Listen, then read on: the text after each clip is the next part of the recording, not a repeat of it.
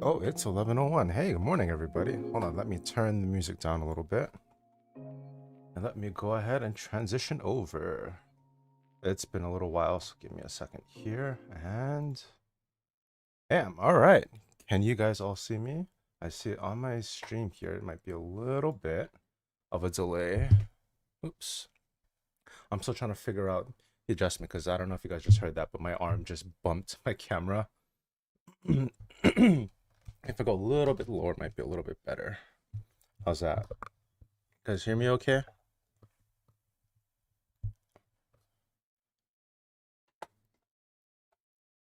See, we got 8 people in chat. Good morning, everybody. Thank you guys for joining me today. I'm excited. If you guys haven't caught it, I'll be doing a kind of a live review so you guys can ask questions as I kind of excuse me, build through it. But grab my stuff here. I'm gonna be using the Hobby Mio Tool Kit. I've been building the Zaku 2 here, the master grade. I'll be building that one 99.9% completely with the Hobby Mio Tool Kit, which I have nicely put back together so you guys can get a little bit of an unboxing. But I have completely put that all together so you guys can take a look at it, see it. But if you guys have any questions about it as we kind of go along, if you guys want my opinions on it, I'll give that as I kind of start to use it. But we are continuing on with the Zaku 2. Today I'm going to kind of jump into the waist section and then go from there. I think I'm gonna definitely get through the waist for sure, but we'll see if I can get through a leg as well. Interesting because it also came with this little lift section in the manual, but I don't think that actually came in the kit. Double check.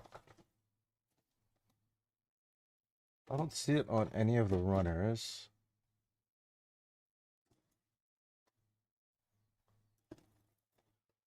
Yeah, maybe not. Oh well. I9, I10? Which runners are those? Oh, maybe. Oh yeah, there is a lift kit here. Cool, I got a lift kit on it.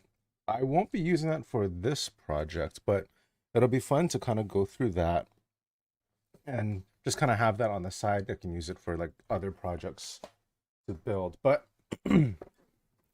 today we're focusing on this bad boy here. So I'm going to turn the camera around so we can go ahead and see my build station. Sorry, I don't know what's going on with my throat. It's just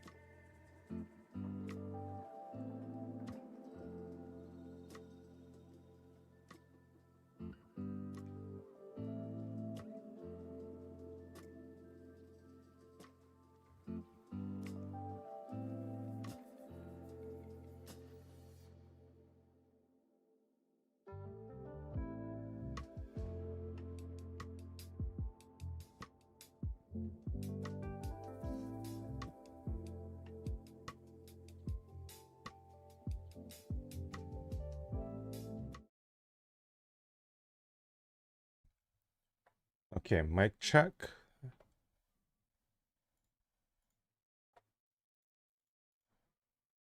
Mic check, mic check.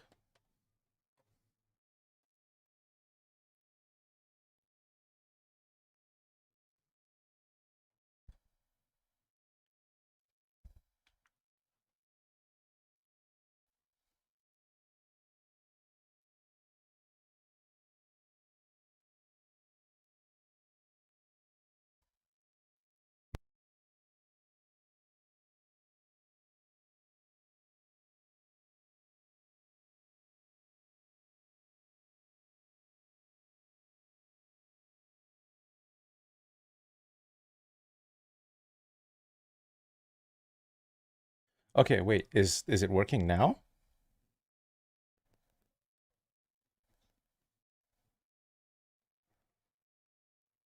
Check, check, check, check. Still working? Yes, no, still good? Yes, awesome. Okay. All right, I think we got it sorted out. All right, one sec, I'm gonna thank the dude I'm talking to on the phone.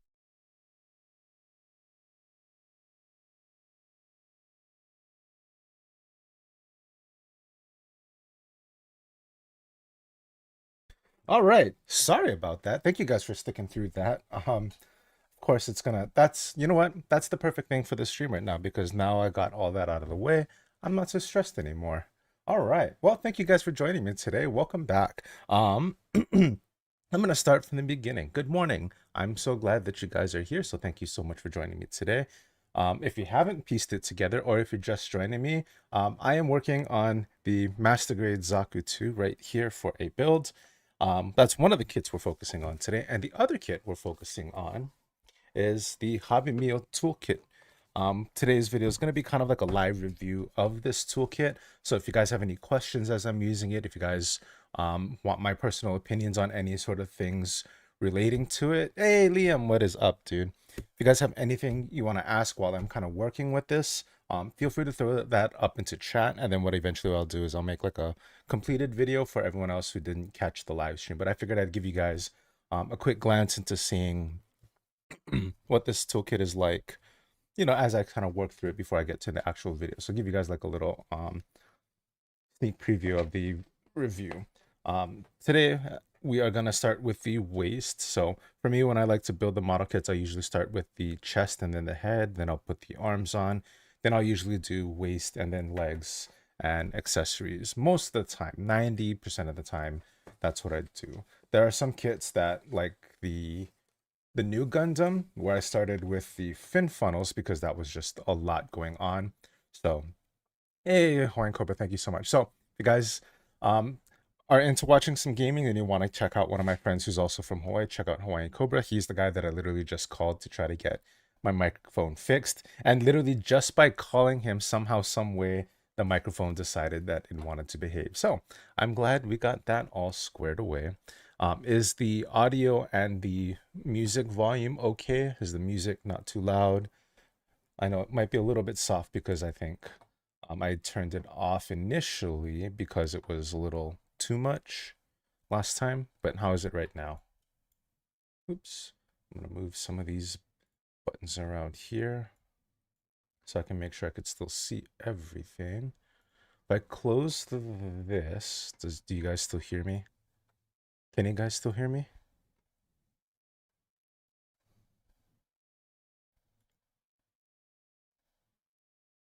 Uh-oh. Did I close the wrong window? Nope. I still have you guys up and open. Let me bring back up my my live stream so I can still monitor it.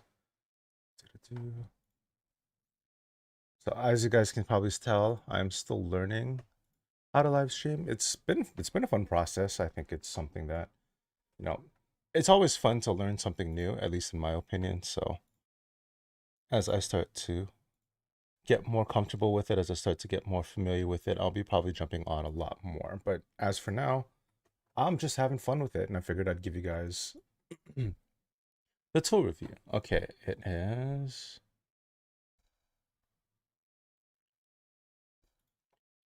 Wait, let me go to my channel. It's still showing me. Yeah. Okay. Oh wait, I'm on the wrong thing. Studio. That's what I gotta go to.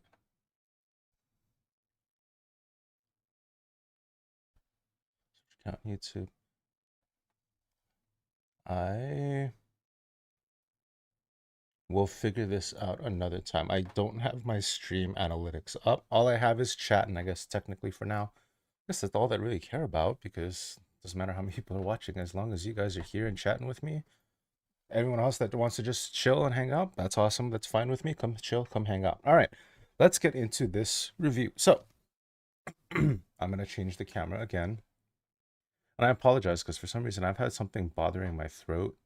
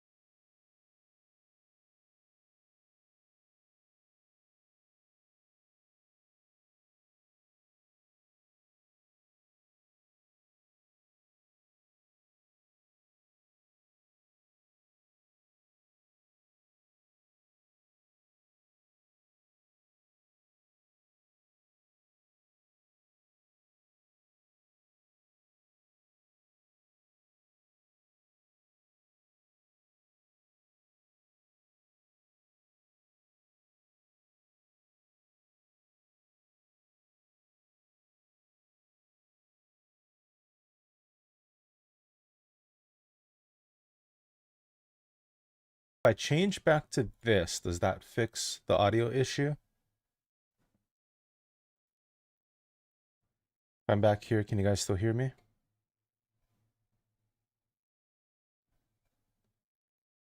Yes? Okay. So something has to do with, it's with this scene, I'm guessing, when I switch it over to the build cam. But why? Why? Hmm.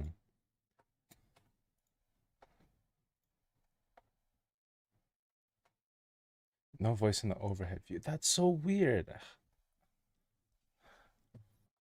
That is so weird. Okay. I'm gonna stay here. Audio is back. Ambient music is. I'm wondering if the music is playing with it. Okay, let me try something here. Let's go to the build cam. Let's change this. You're probably gonna lose me for a sec.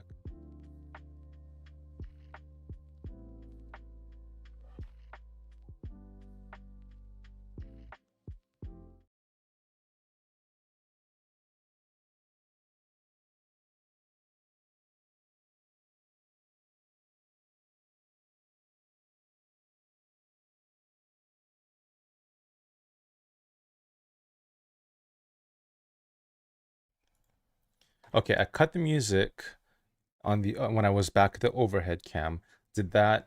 Was I like ambient, like even just like the tiniest bit, or was I like completely out, like no sound at all?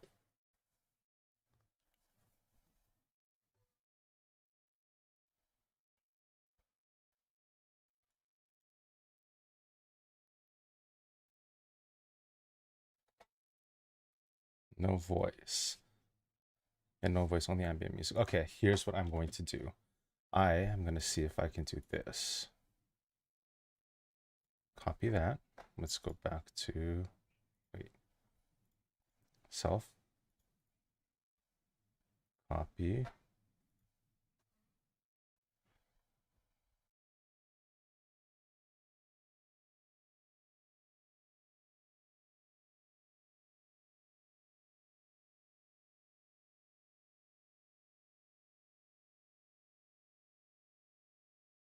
Okay, let's try this now. Can you hear me now? I copied over the mic settings from the other scene to see if that fixes it. Can you guys hear me? Mic check. Correct now? Is working? You guys can hear me while I'm on this scene now? Yeah, okay. I don't what? That was so weird. Okay. Well, I'm glad I got it fixed. All right. Well, thank you guys for sticking through that. Thank you guys for sticking through that. Here is the Hobby Mio Tool Kit. Again, as we're going through this, if you guys have any questions, if you guys have any if you guys want to know my personal thoughts about it. Okay, real quickly, if I start to play the music again, can you guys still hear me? Turn the music down a little bit, but is audio still working, or is music having an issue with it?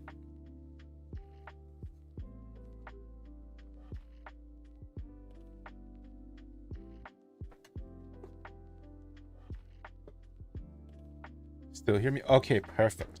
Awesome, awesome, awesome. Okay. The Hobby Mio Tool Kit. So, before I get into this, I want to say that this is not a sponsored or a paid promotion. I bought this with my own money, and I'm giving this my honest review. I like to do reviews sort of like this so you guys can kind of just know my personal thoughts on it without worrying about whether or not this has been paid for. If there is a paid review, I'll let you guys know, but this one, out of pocket. And so even though I have a toolkit, I wanted to see if this would be something that either one, someone who has a toolkit could use, or two, if someone has only been just starting, needs a toolkit, and will this be sufficient? So I've been using it to build this Zaku so far, and I will say that 99.9% of this has been completely done with this toolkit. There is like one niche case that I didn't use that for, and that's just going to be the clear plastic inside the head, inside the visor here. So if I pop the head off, you can see the little clear plastic in front of the eye. That part I used my regular style nipper, and that's only because generally with single blade nippers, when you're building, you don't want to use your nice nippers with it because the harder plastic can break it. So I only used these Bandai entry grade nippers for that part. Everything else has been done with this kit so far. So when you get this kit, this is exactly how it's going to come in this box like this. I thought this was really cool. I have always been impressed with Hobby Mio packaging, but I think this one takes the kit, and I'll explain why in a minute. First thing, let's get this open. It opens much nicer the first time, but there we go. Come on, there we go. So that opens like that, and then you get to this section of the box here. And then the cool part about this is this was sealed, but it also has a magnet in there. I was like, wow, that's so cool. But let's get to actually opening it up. So open it up and bam. Now, as you know, there are a few things missing. First thing you're gonna see is that the hobby knife is missing. That's only because I've been using it and I have a blade here, but this would be in here like that, and then this cap would actually be here like this. So going through it, let's just go from left to right, top to bottom. First thing you're gonna get here is your extra blades. This one, it says 30 blades in here, which if you think about just the cost of a hobby knife and the blades alone, right, you're looking at maybe, if you say $10 for a handle, and that's like the X-Acto blade that I normally use on my other kit. I grab that later. But then you factor in all of the extra blades, you're looking at probably like what, $10-15 at that point. So already right there, you're kind of eating into the cost of this toolkit. So right out the gate, this thing costs I believe I got this from Midwest Hobby and Craft for $43. So if you take out the hobby knife and the spare blades itself, we're down to like 30. Next thing you're gonna see is we have a piece separator. This is a metal one. I haven't needed to use it yet, but let's see. I'm gonna go ahead and test it out. Let's see if I can get. This is gonna be kind of a tough one because this shield is like super tight in here. I did cut the nubs to make it a little bit easier for separation in case I needed to separate it for painting, but let's see how well this does in getting this shield apart. Let's make sure it's not going to damage the piece or anything. That's kind of my main worry with metal part separators. Okay, I got that in there. Okay, got that separated. And some more. Okay, there was a pop. Did I break anything? Nope. And little bit of scuffing here on this top edge, but overall that's fine. It works. And again, that was such a tight fit, and for the metal piece to not actually damage it, it's actually pretty good. So I'll give that a pass for now, like a solid, like it passes, like a passing grade. But let's continue on. Next thing we have here is tweezers. The only thing I don't like is that it's sometimes a little hard to get some of these things out. But nice set of straight tweezers. It's got a little band on it that I've been keeping so that I don't lose it. But solid tweezers if you're working on anything. They I like the plastic point as opposed to the metal points, because sometimes with the metal, if you're kind of manipulating some of your decals, the metal can kind of grab and maybe tear. So it's nice that they have like these looks like the replaceable tips. Now I haven't seen replaceable tips on any website, but if that does come out, that'd be huge. Next, on to the nippers itself. So I initially thought these were a double blade, like a really high quality double blade nippers, but upon kind of looking at the profile of the blade, maybe if I bring it up here, let's focus. If you look at the profile of the blade here, these are actually single blade nippers. And now compared to something like the God Hands or the Disbay STA 3.0s, they're not on the same level, but for the price to be included in this kit, this thing is solid. And especially if you're getting a whole toolkit like this, you're not going to be doing like a 2 cut and then move on. Most of the times what I end up doing is I'll cut really close with this.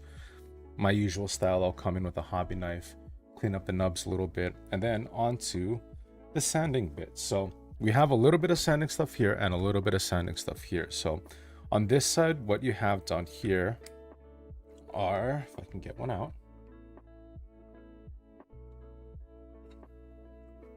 these are going to be your soft back sanding sponges.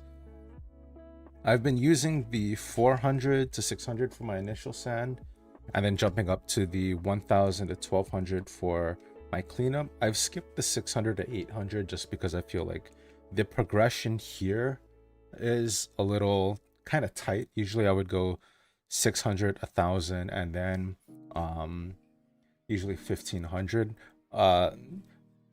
Initially when I started building, that's what I would do, but lately I've been going, when it comes to something like this, I'd actually go 600 then 1000, and then that'd be good enough for when I go on to paint. But if you're looking to just straight build, you can do I would honestly actually skip the 400. It's really aggressive.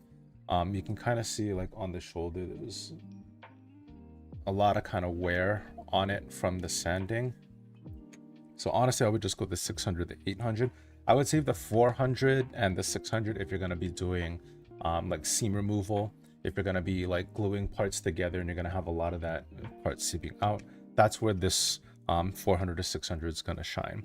And then the same thing goes over here. I actually like the more dedicated separations on the hardback sanding board. So this comes with like this nice, look at that. I mean, that's so nice. This carbon fiber, fiberglass. These sanding boards, the only problem I have, can you tell me which grit I'm using on which sponge?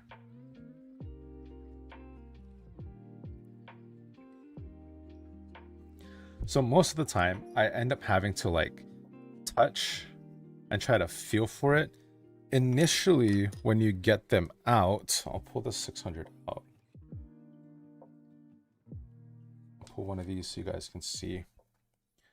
You can see that it says that there, and if you kind of turn it, you can kind of see, if I get it closer, kind of shadowed inside. It's kind of hard to see on the paper itself, but you can actually kind of see the grit a little bit. But honestly, once you start sanding, that disappears like very quickly. So I wish they could have made some way that I could keep track of which sanding sponge is on which board, but for now, I mean, for the most part, I could just feel which one it is. So not too bad overall. Now, you would think that would be everything in this toolkit, but there's actually another thing. I popped this middle compartment out, and initially, remove these. On top of all of that, there was one of these. This was folded up initially and like flat in here, but I didn't want to fold this up because this is one of those things where, because it's kind of made of like a light cardboard / cardstock, I think taking this apart and putting it back together is really going to kind of wear it out. So I'm just going to leave this completely assembled from here on out, and honestly, they hold the runners just well. You guys kind of saw it over my shoulder when I had it here. I mean, runners fit. There's good leeway between the pieces, and even some like the awkward shaped ones still stand nicely inside the runner, so I can always just grab. For the ones that I'm working on can stay in here, and all the extra runners can stay back here in the box. But on top of that, underneath all of that, they have a guide to show you how to assemble it into a little display stand, and comes a little cutting mat. Look at that thing. So this is like a small version of the bigger one down here, which is why this one still kind of stays in the box. But I mean, like, look at that. So if you think about all of this here, you have your sanding tools, your cutting mat, your part separator, your tweezers, your hobby knife, nippers. Like, already this is over like a $42 investment. And on top of that, again, let's configure it into the display stand here. So on top of it being a really good travel case, because all you need to do is, when you're done building, you can throw your spare blades into here. There's like a disposal section on this side.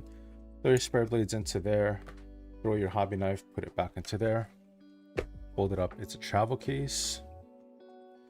Love the brown of the color mat. It's pretty chill. Yeah, it's nice. It's not like a black and white, which is too sometimes can be a little too abrupt, but like the nice subtle brown is a nice color too. But I also kind of like the lighter gray on this one. I'll probably end up using this for if I'm doing masking, like while I'm painting in the back, I'll probably keep this with a couple strips down, and if I need to add additional masks, I'll probably use this. But for now, it's going to stay in here. But yeah, I mean, look at that. And then you can use all of these different things as different like cutting templates. So if you want to cut like little triangles, really tiny triangles, you can. If you want to cut out hex patterns, if you want to measure out the width of your tape, like 7 millimeters all the way down to 1 millimeter, you can. You can also measure out like a larger hex pattern like that. All crazy stuff here. And you can even do circles on this side, see? So 5 mil, 15, 25, 35, 45. Get all of that. Even diagonals if you need to cut diagonals on different degrees. Like the cutting mat in and of itself has just got a lot for you if you ever need to cut out your tape. So this thing is pretty awesome. That's why I got the much larger one. That, and it's my other one is very dirty now, so it's kind of nice to have a nice clean cutting mat. But anyway, onto the toolbox setup. So once you are done taking everything out, and if you feel like you want to keep this as like a display stand, what you can do is you can actually turn this into like a literal tool display. So you take this, flip it over. Oh, all the sanding sponges popped out.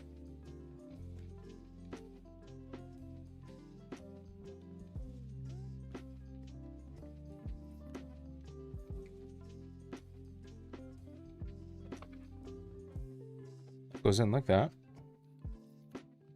Pop these out.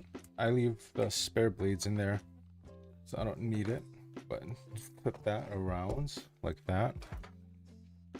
Then lastly, this one actually you pop out and leave out, because what you do now is, and these are the sanding sponges that I've been using, pop it out like that, turn that over like that, turn this over to the front,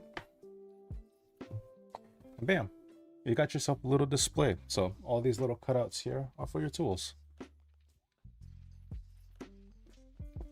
So, oops, the foam is popping out there. There's that. That one. That goes there. That goes there. These are my sponges, so these will go right in there. Oops. What's going on?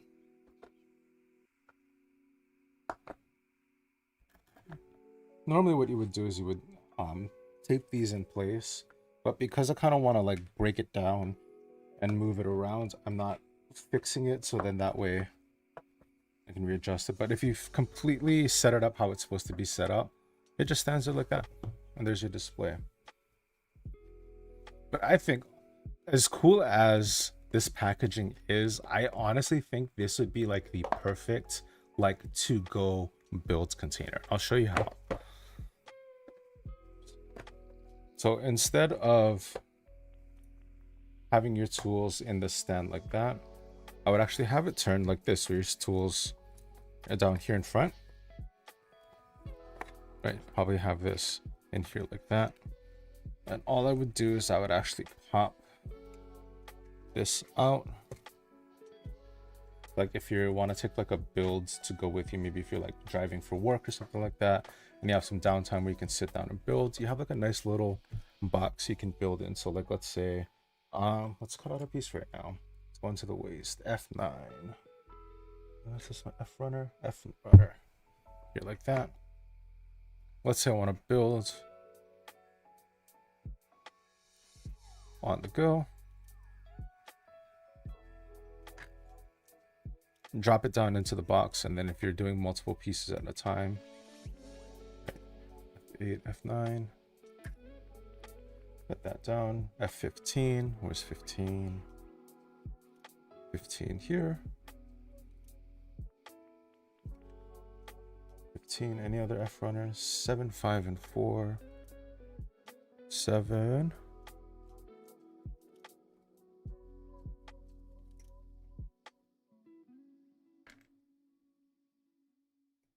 5. 4. See, and then they'll just drop into the box. So even if you're building on the go, you can have like a little space where you know your pieces aren't going to go flying off. If you want to, you can kind of like leave your runner hang like sitting over the top of this, and if you want, you can just kind of come in and cut. So like if I were to do 16 here, cut just like that, and they fall right into the box. And that way you have all your pieces here kind of in this section here. I wouldn't use the stand that's in the back over here. So if let me change to my self cam. So I wouldn't use this stand if I was traveling with it. I would actually just leave the runners in the box, and anything that's built will go back in the box if I need to move it up. But as I'm building, I would just keep this as like sort of my small work area, and I just kind of work in this box. So I think I would personally think this would be probably like a really cool like a travel kit, literally, because you could just build out of this box here. But I'm going to convert it back to the stand section because that's going to be how I'm going to use it mostly for the rest of the time that I've building on my desk, because I think most people are going to end up using this on the build desk, sort of just like a regular tool stand. So I'm going to readjust it here. Let's get all my pieces out.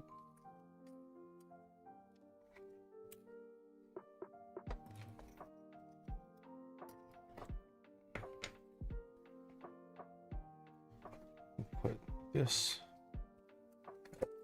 back in here. Sanding sponges don't want to stay in. Once you pop one out, like the 600, 800, they're not moving because I haven't pulled a single one out. Like that's how tight the packaging is on these. But once I pull one out, they come out so easy. Like literally, they're falling out. Looks like, oh, this one's 1,000.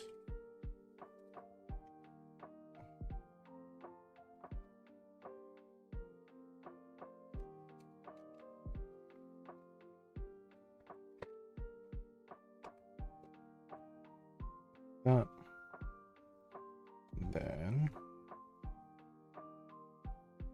so what's really cool is they actually give you these stickers to kind of hold everything in place.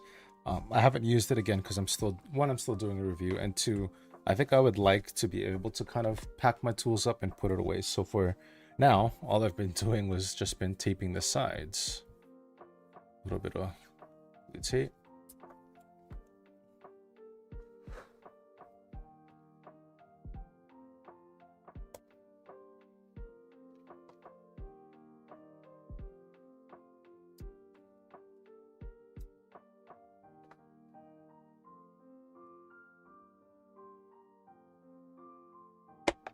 Oops, sorry about that.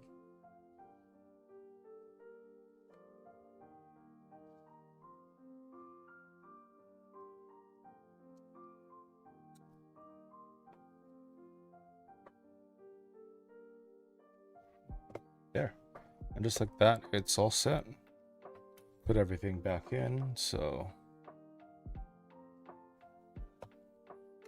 nippers, separator, knife, tweezers, my sanding sticks first, and then the sanding sponges. Yeah, and so you can just leave this on your desk and it's all completely set up. So if you think about the $42 that kind of went into this thing, you have like a nippers that are like $30, right? You have a hobby knife that's, let's say, 10. You have the cutting mat that's on the inside here, that's like another what, $5-10 on top of all of the other sanding things. Like already, just based on the tools alone, you're already getting over the $42. But on top of that, the tools are actually really good. I like using them, and it's been a blast kind of building with it. So I'll kind of go over the process of how I've been building with this toolkit altogether. Let me move this a little bit. But yeah, I cut out literally with just the single blade nippers. I just cut them off the runners. I'll come back in, I'll shave up a little bit closer.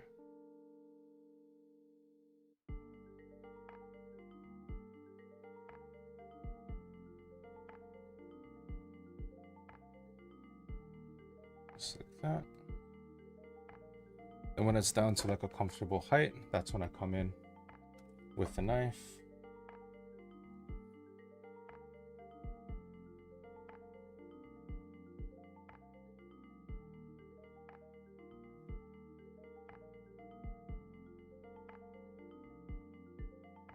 And realistically, even when I come in with a knife at this point, just based on how like I get it to cut, and I can kind of shave it down.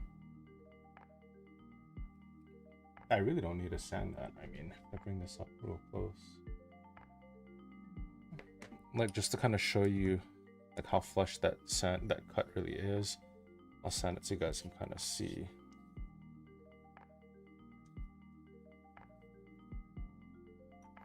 Like at that point, it's already flush after like a few passes with the sanding board, right? And then just come back in, make sure I have the right one. I think it's this one.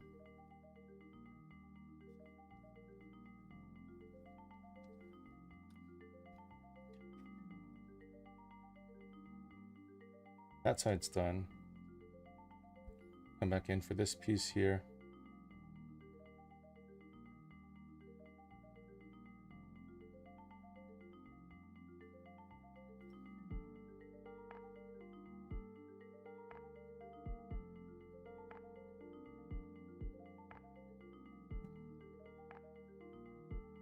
So the only issue I have with this blade is honestly it's just how small it is.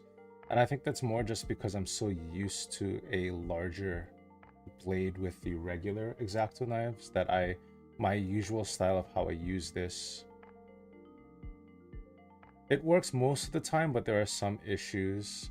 Like this isn't too bad because there's a lot of flat angles and it's a really thin piece, but if I were to go for something like this, there are some angles here that like I wouldn't be able to get super flush because the width of this little part right here is too close to my cutting area, and so it kind of like it ends up resting on the piece before I get to where I need to cut. It's not a deal breaker, it's just something I need to get used to. But if you're only going to be using this to cut your decals out, to do water slide decals, I mean, this is going to be more than enough.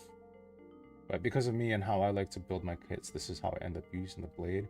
And this is actually still the first blade that I started with this kit. I haven't changed blades out. I want to see how far I can go. It's gotten a little bit dull, and that's only because I used it to clean up the clear plastic some more. Once I cut it off with my original nippers, I switched over to the hobby knife to kind of clean up the rest, which dinged up the blade a little bit, but not to the point where I needed to replace it. So blades can kind of hold up to the clear plastic. I would say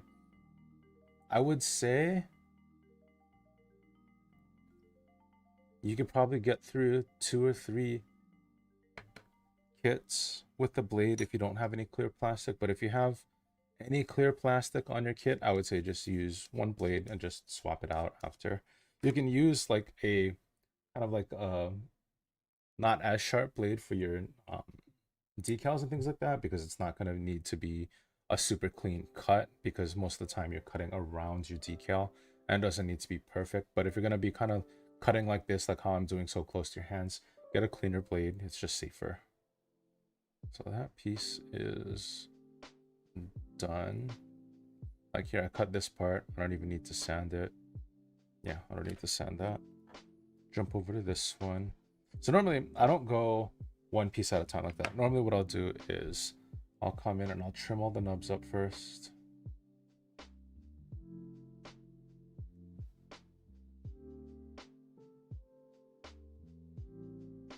Like that. I shave it down, and the reason I do it this way is to minimize potentially stressing the plastic out. Like for this, because it's an a joint, I don't care too much. If I do like a flush cut like that, that one wasn't too bad. But let's try another one here. If I go right up to the piece, I don't know. This might just be because I'm very oh, I lost my camera. There we go. I'm very particular about like my cuts, but like if you guys can kind of see there's a little bit of discoloration that you get from cutting flush. So that's generally why I don't do like two cut process. That's generally why I kind of come in and I just sort of shave down slowly like that. Shave down like that. And then what I'll do is that one's done. Bring all these pieces in.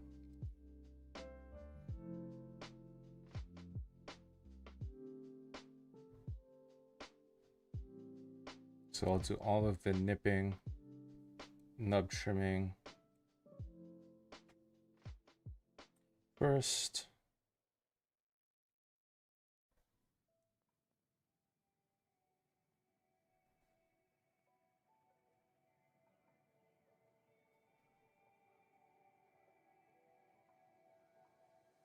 And then what I'll do is I'll go back. Then I'll do the hobby knifing all at once, trimming that up. And then I'll go back and do the sanding all at once. So it's kind of like I go back and forth on my build mat, and I kind of know where I'm at.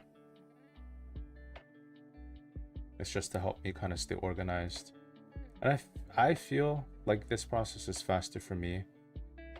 I'm sure compared to other people, I am a very, very slow builder, but I enjoy this. This is the fun part for me. And guys, at any point, if you have any questions about the tools or anything about the build, how I build, what I do, please don't hesitate to ask. I'm always happy to answer them. So now that I've nipped them all, I'll come back in with a hobby knife to clean up as much as I can. And because I do this generally, I don't need as much sandpaper to clean up my parts or my pieces. I think if I were to kind of do the two cut method and then sand from there, I think I'd probably go through the sanding parts a little bit faster. Here, I'll kind of show you guys. So this is the 400/600 grit. I'll do like 2 passes and you guys can just see how kind of aggressive that really is. Like if I do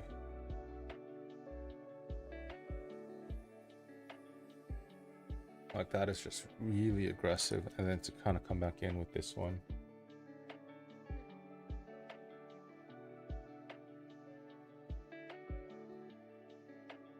doesn't tone it back all that much, but again, because I'm painting, I'm not super worried about it.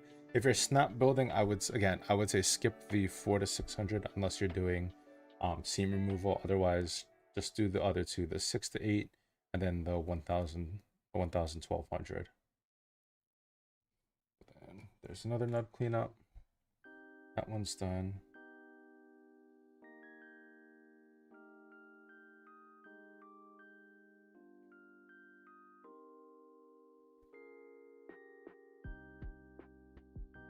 So there's a little bit of like a mold line here. And all I'm doing is just kind of taking the knife like a razor and just kind of scraping it across the top. What that does is it just makes sure that the plastic in and of itself for the most part is smooth. Like I'll come in and kind of shave it like this. Now could I do this with like a sanding sponge? Absolutely, that could do it. But for me, this is how I make sure that the mold line is flush with the piece first before I come back in. And even with just the higher grit sandpaper, sand it. I'd probably use the hardback ones. I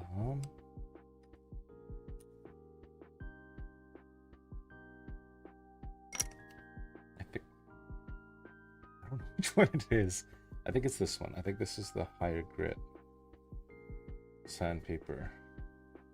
But yeah, I think if there was a way that, even if I could just like have a little tab hang off here or if this was a little bit shorter and there was a space that I can write in which grid is what, I think that would be better, because ultimately what you're gonna do is you're gonna be able to peel this off and then replace it. And so you need a way that you can not permanently mark your carbon fiber, but at least some way where you can identify which is what. So I think that's the only real big negative that I could see with this toolkit. Other things here are really small nitpicks. I mean, like just the length of the hobby knife, that's a nitpick. That's just a personal preference. This is more than, as you can see, it's more than sufficient to do what it needs to do. And even though like I'm hitting my thumb because I'm not pulling or poking, I can hit my thumb like this all the time, and it's not that bad. Stick post it on the back with the grit and cut it. Sticky part is out. Oh, beautiful. That is brilliant. So Daniel says you can cut a sticky post just to stick it to the back and just cut it so that the sticky part is left.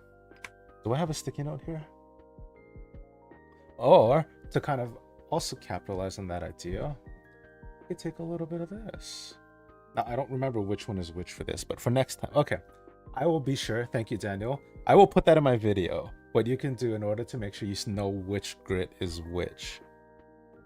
Like, do I wish they included it on the tool itself? Yes, but brilliant, brilliant idea.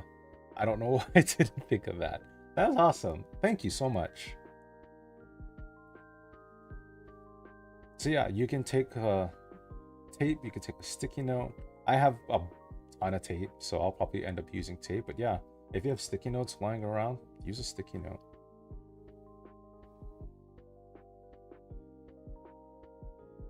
See, and that's why I like this about this hobby. Like, I've been doing this for years now, and there are still things that I learn. There's still people that are like, oh, have you tried this? And I'm like, that's brilliant. That's just so, that's what I love so much about this hobby, is that there's just so many people can come up with so many different ways and so many different solutions that, like, when you feel like you have a way that works, there'll be someone that'll come in and just be like, have you tried this? And you're just like, wow, like, that's so much easier. That makes so much sense. Why didn't I think of that? And so that's why I think another good thing about Compo is just like the community aspect. Everything that you can learn from the community is so great. I mean, how many, like, I learned from Liam, like Millennium Model Mayhem, how to like hand paint my kits.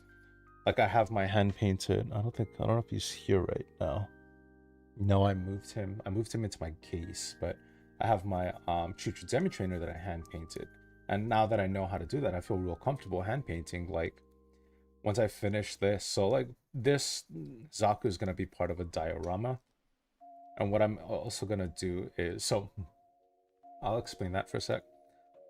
Sometimes when I'm sanding and I want to make sure I clean up the sanding dust, one of the easiest things I do is I'll lick my finger and wipe it off like that. That's to make sure I get all the sanding dust, because then it'll stick to my finger and it'll come off the piece. Don't judge me. But that's what I do to remove some of the sanding dust. It's just easier. Grabbing a brush, it's fast. The hand painting, yes I did. I was just saying thank you for teaching me how to hand paint, because one of the other things that I'm going to do on this Zaku is I'm going to have a lot of other parts that I need to hand paint. But speaking of, Liam says he's building something right, or hand painting right now. Liam, what are you hand painting? Is it an army or is it another kit?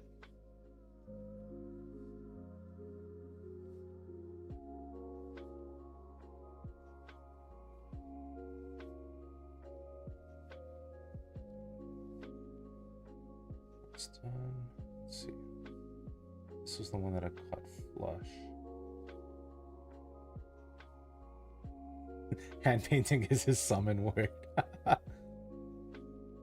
We need to come up with like a jingle so that we can summon him. Like, you know, like State Farm has their jingle. Like, we need to come up with a jingle for the Millennial Model Mayhem. Like, anytime we need to summon him, we just say the jingle and he pops up. He's doing his IBO kit bash.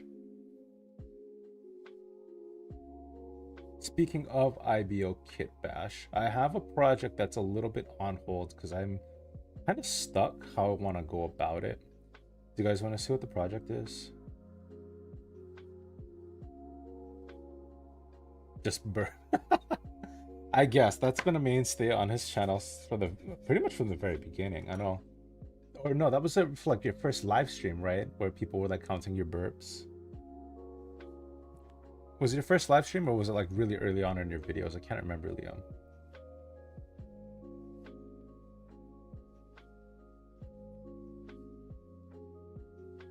So this one's all trimmed up already.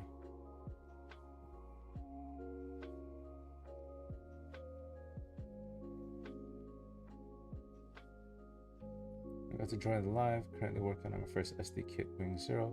Not ready for the amount of paint work ahead of me. Hey Vincent, welcome. Very first video I had a burp. I thought so.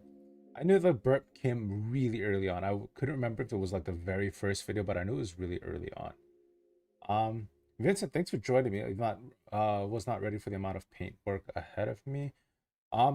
Vincent, are you going to be hand painting or are you going to be airbrushing? Because you just so happen to have the hand painting genius here in chat with you.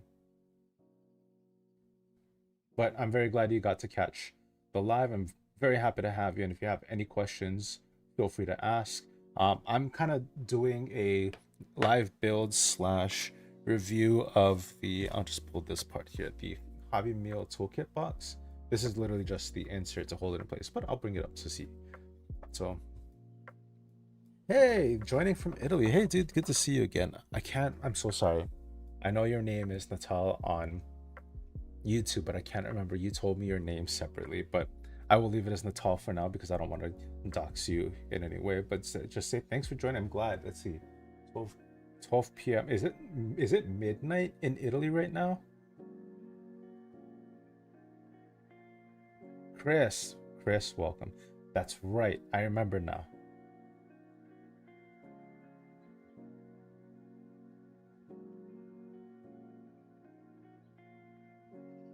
It is midnight. Well, thank you for staying up to midnight to come join me on I guess for you, technically now it's a Monday night, right?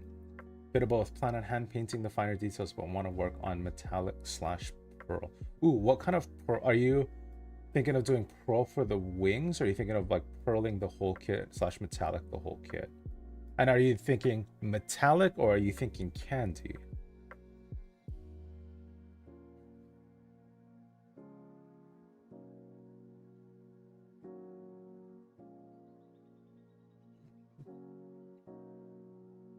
And so while I work on this too, I know probably some of you guys have probably joined or started to follow me because I started talking about like gunpla and mental health. If you guys have any questions about that, feel free to ask away. I'm more than happy to give my personal opinion on things. You know, I will say with a caveat that again, none of the things that I talk about on stream will be professional advice because it's not a professional setting. There's no confidentiality here because we're literally on a live stream. But if you have general questions you want to ask, I can give my personal opinion on certain things.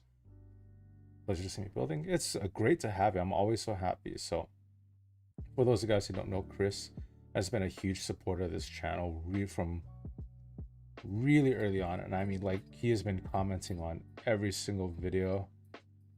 I would dare to say that he is probably one of my biggest super fans. I think the only person that eclipses him would be my wife, and that's only because I have to give her a little bit of leeway. I know she's not here, but you know, if I had to choose, Chris. How you got me? Candy on some parts and pearlescent on the white parts. Ooh, okay, that is gonna be really cool. And funny you say that because I have the Wing Zero Verka, and I was thinking of doing the same thing, but I'm like, I need to change it up. I need to come up with something different. And so it's sat on my shelf since then. In relation to your podcast this week, oh yeah, go for it. Which gunpla do you bring to work, to your work desk if you have one outside of home? Yeah, so I just recently started a new job, and on my work desk, I actually have two kits. One of them is not the master grade. It's the Reborn 1100 Lindworm, and then I also have my Midwest Hobby and Craft, the yellow and blue Big Weird Boot. Those two things are on my desk. But Liam, which ones do you have on your desk if you have another work? And if any of you guys have model kits on your desks at work, which ones do you have? Vincent finished the kit a little while back, added third-party Snow White wings too. Nice. I'm always happy when people are adding third-party kits to their models, I think like any addition that you can add to your kits that other people sell, that's so huge for the hobby, because that's like what I would consider like a complementary market, where people are like, they see Gunpla as such a great like community that they would want to build a separate company that supports that. So like anyone that sells like third party add-ons, I think that's awesome.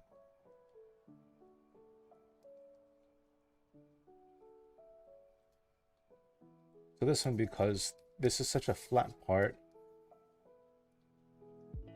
and it's so long, it's easier for me to just kind of come in with a sanding sponge like this.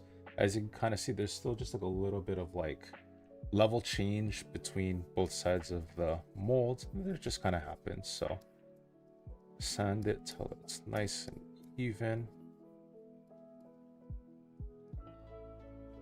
Work from home, so I just walk to the other room and gaze at the comic shelf a lot. Hey, that works too. I mean, like even here in this office, I have a kit on my desk. I'll show you guys the Witch from Mercury kit that's kind of been on hold. So, so this is the Witch from Mercury project. That's kind of, oh no, I lost his fingers. Her fingers. I'll have to go find her fingers. But this is the Witch from Mercury kit that I kind of put on hold for now. This has been one that's just kind of like, the connections are so different. I'm just having a hard time getting the kit to work. So like you can look like right back there, that's just all putty down there. It's not the prettiest, but it's holding the backpack together. But for like the legs, I'm trying to figure out how to get the IBO legs to work. It's been difficult, so that one's kind of been on hold. All right. Curious Zaku says, recently worked on SD Wing 02 Vincent, though it's the SDEX. Wanted to start painting with something simple, but I ended up using it as kit bash parts. Hey, sometimes that happens. Like you start something project, you kind of change your mind with it and it becomes something else. That's perfectly fine. I've had like 3 or 4 kits that were initially going to be one thing, but ended up being something else. It's a bit of a doozy just to get right on the instructions. Weird, but it worked out. Kind of weighty on the action base. Oh, are you talking about the wings or the Snow White Prelude? Yeah, because there's so much. There's like so much going on with those Snow White wings, right? I can imagine. I think Bandai needs to start doing like just straight solid bars, like metal bars for action bases. As well, it's kind of cool to do like the adjustable ones. They just need something that's just solid. In the trailer for the upcoming Netflix Gundam Requiem for Vengeance and the 2 Gunpla that will be released in the fall. I haven't. I have been really waiting, honestly, for part 2 of Hathaway's Flash. That movie was beautiful. Like the colors, the art style of it, the fight, like that movie was beautiful. I'm ready for part 2 of Hathaway's Flash. Got the kit bash to the Easy Granddad and HD Barbatos with 8 arms as my despot. Nice!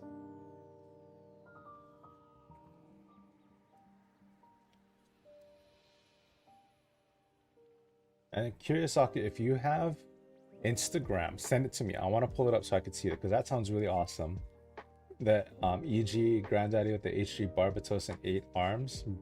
If you have a picture of that, send it to me and I'll pull it up so I can show everybody.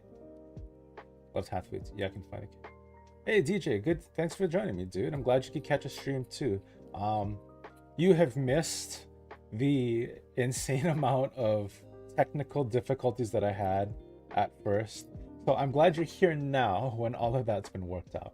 I made the Snow White Pearl paint metallics on the Verca, just trying to figure out how I want to tackle it. Yeah, figuring out how to tackle the paint job is always, that's kind of a fun part for me. I know some people kind of stress out about it, but usually I'm fortunate enough that like I can kind of visualize how I want a kit to look in my head, like paint wise, and it turns out pretty well. But sometimes I know it's just like I can't see where the colors go. And so usually I would say that's when you would want to like build your kit out first before going on to getting any of those other things tackled, like the color, because then at least you can kind of see, all right, well, like for example, when I paint this one, right, I see that there's the 2 different colors here for like the inner chest and the arms. But for me, I'm thinking I might end up doing the same color for the chest and then the under sections here, like these square blocks on the arms here.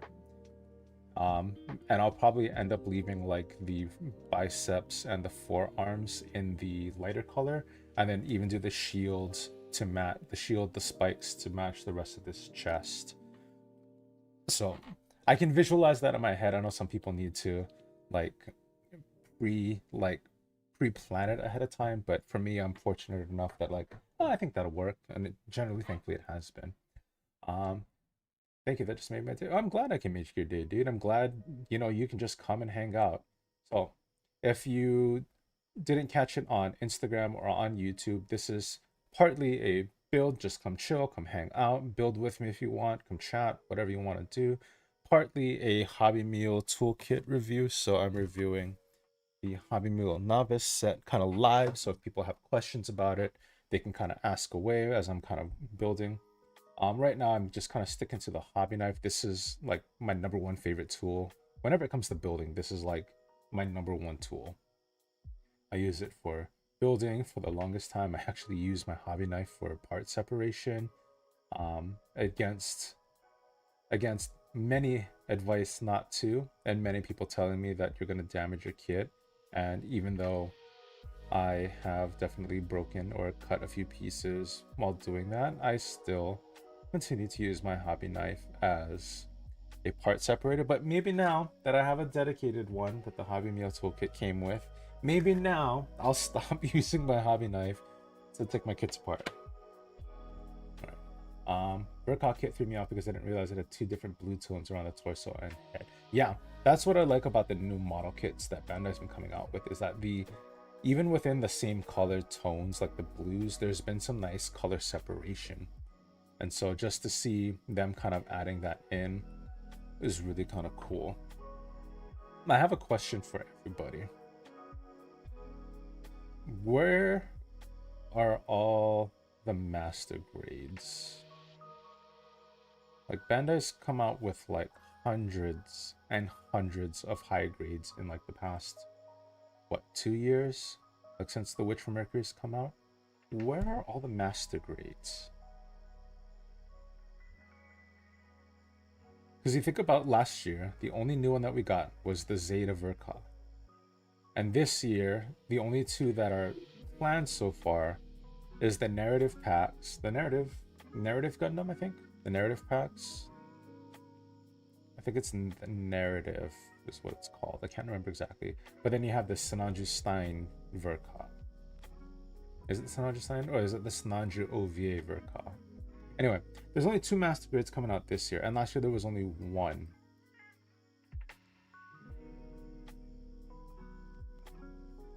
So I'm gonna give everybody a chance to answer what they think, and I'll share my thoughts, and you guys can tell me if you guys think I'm on the money or if I am way off base, but I'll give you guys a chance to answer, and then as I start to continue to build this, I think the budget and planning went to different new grades like MGSD since we don't have a lot of innovations.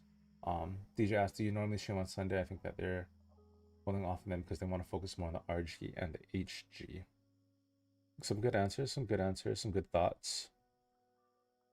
No, I normally don't stream on Sundays, but I am definitely wanting to stream more. I might try to do like some late night streams during the week, but I mean, this is gonna be like 9 o'clock my time is when I can start streaming, so that would be like 12 o'clock on the West Coast, so really late. Latest MJ got is a Rictom, HG Selmore to entry. Narrative is like the only fresh one, so I understand doesn't have a lot of new parts from what I can tell. Maybe all the R&D went to the metaverse. Thinking more in terms of profit margins. Okay, I'm gonna show you guys what I think, where all the master grades are. I think it's kind of along the lines of with like the greater profit margins on the HGs and the RGs, but I think Bandai wants to move away from the word master grade because I think in their head it's turning off a lot of the mid-level builders. And I think that a lot of people who have been building for a long time, sometimes they'll be hesitant to get into a master grade because of the name master grade. And I think Bandai is stepping away from that in order to get more people to want to get into some of the other lines so they can step up. And I think they're going to rebrand master grade. What do you guys think? Calix, hey, thanks for joining, Calix. I'm just talking about where I think all the master grades are going. Let me know what you think about my thoughts. Entry level new builders. Yeah, so I think Bandai's catering to a lot more of the less intense builders, like the less dedicated builders, like, you know, people like myself, or like even like Liam, who do like full paint jobs, customs and things like that. We're gonna find ways to kind of get like sort of the higher quality, like the higher difficulty builds in. But I think for the people that are done with high grade but want to step up to something, they were a little put off with the idea of a master grade. And I think that Bandai wants to move away from the name master grade and eventually reintroduce the 1/100 line as something else. I think they're going to keep the master grade Verka, because that is like a flagship, that is like an identity that is known, like when you have the master grades there, right? But when it comes to just standard 1/100 kits, like for example the Ariel, the Witch from Mercury Ariel, that is a 1/100 that is like the main suit from I think probably one of the most like probably the most profit, I guess, how do I say it, the most successful series. It doesn't have a master grade, and that's crazy. Makes sense to me. I made the jump with PG with a 00 riser from building a few HGs. Dang, I don't know if I could jump to a perfect grade after a high grades, so I give you credit for taking the plunge like that. Bravo. Liam, gotta go. Nice stream. Good luck with the rest. Thank you so much. I'm glad I got it all fixed. Still really loving that relaxing brown color. Yeah. If you want this mat too, this is gonna be a little bit of a plug here, but if you want this mat, Midwest Hobby and Craft has these mats. Just like the tiny one that's inside the tiny little one that's inside the toolkit here that you get. This one is also reversible. So let me just clean off the mat here. So if you flip it over, see, it's completely the exact same thing. You get the same kind of measurements. You get the little blocks, you get the big blocks, the triangles, the circles here. On this side for the patterns, you get more bigger triangles, the hex grids, and then even on this bottom corner you have like angles if you want to cut your tape on, things like that. So if you want to pick up one of these, Midwest Hobby and Craft, awesome. Absolutely love this mat, it's great. Let's see what else. Thoughts on MG are similar to mine. Expand the basic gunplay builders. Yeah, I think it's a way to not so much bring new people into the hobby, but I think it's avoiding scaring away some of the people. Stepping away from master grade is going to get them to be more able to sell bigger kits without people feeling like, again, scared off by the name master grade.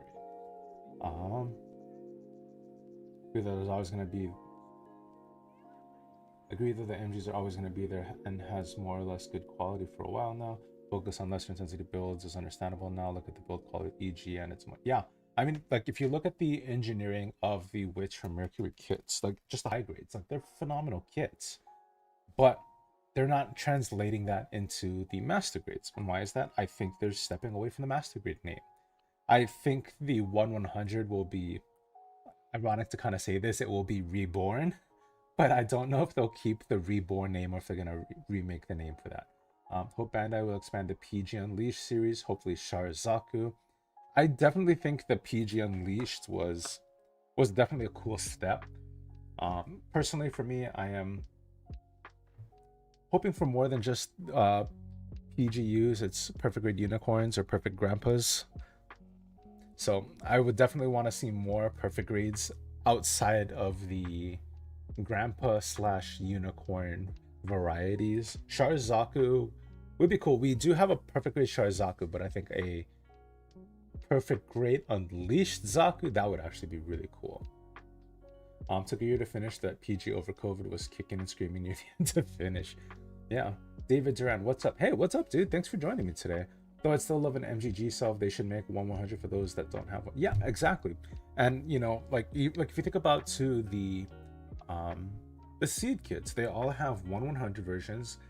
And the 00 kits all have standard 1/100 versions, and then they got the master grades. But if you think about Barbatos, like there's the hundreds of different full mechanics, like IBO kits. Like I'm literally bashing the Gushin rebake the Reba full mechanics 1/100 with the Ariel full mechanics 1/100. They're solid builds, and I think that the full mechanics is that nice bridge between an easy, not an easy, but a simpler build to follow, but still looks good and has the size of the 1/100.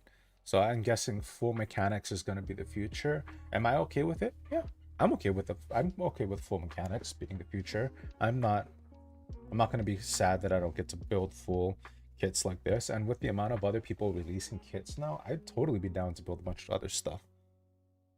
Anyway, chatting, love to chat. Let's get back to building. Let's start cutting out some more pieces. So cut out F17. Let's cut out PC7. Oh, I cut that out on accident earlier. There you are. A14, 15, 17, and 18. You guys heard that? That was my dog, Macy. Macy, are you in here? Macy.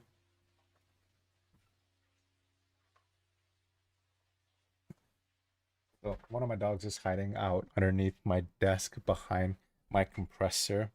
She's just chilling back there.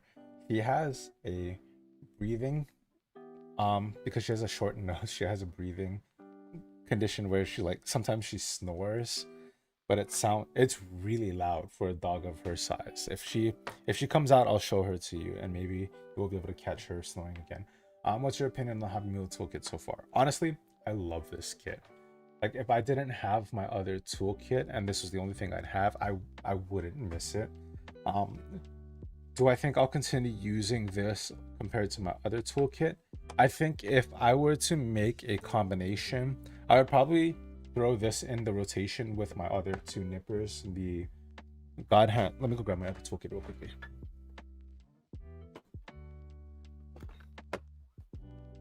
So if I were to throw these in together, right? So like this way.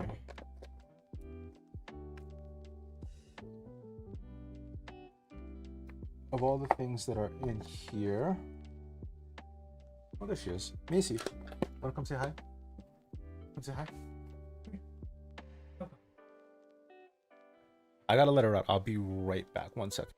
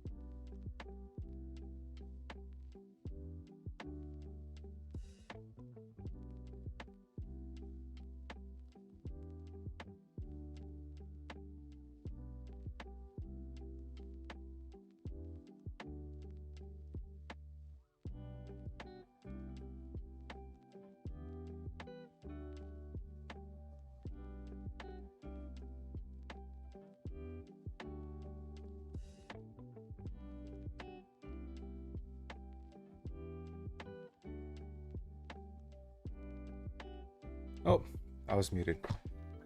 Those are my babies. Hello, Haru. He's back. I gotta get it done. Still over you. Oh, going through the weeds again. Anyway, sorry. Getting back to the question. But getting back to it. If I were to put together a toolkit, I think a couple things that I think are just absolutely irreplaceable. the number one thing I think, do I think my hobby knife is irreplaceable? No, I think this thing, I might end up using this thing a little bit more. I might keep the handle. Oh, let's see. Let's find out. Does this handle fit the standard blades?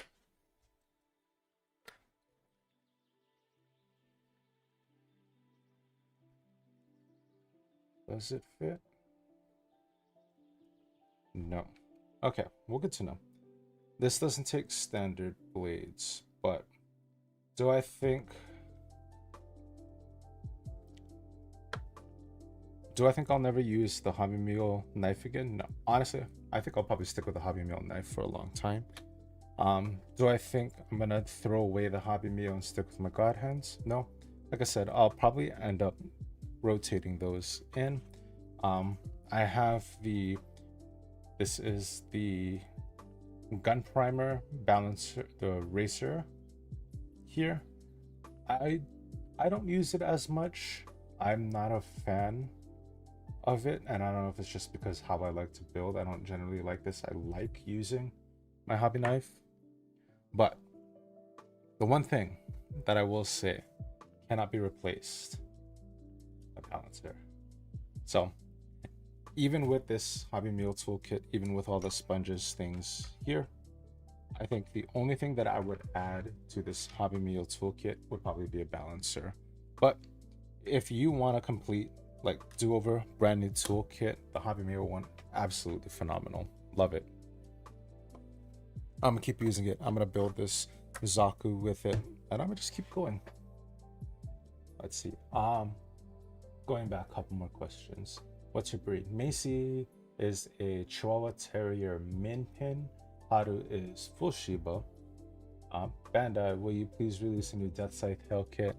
We have the base version and the MG Waltz. I think, yeah, I think they should do maybe not a master grade of the TV Hell or the TV Custom, but one in a 1/100 scale would be really cool.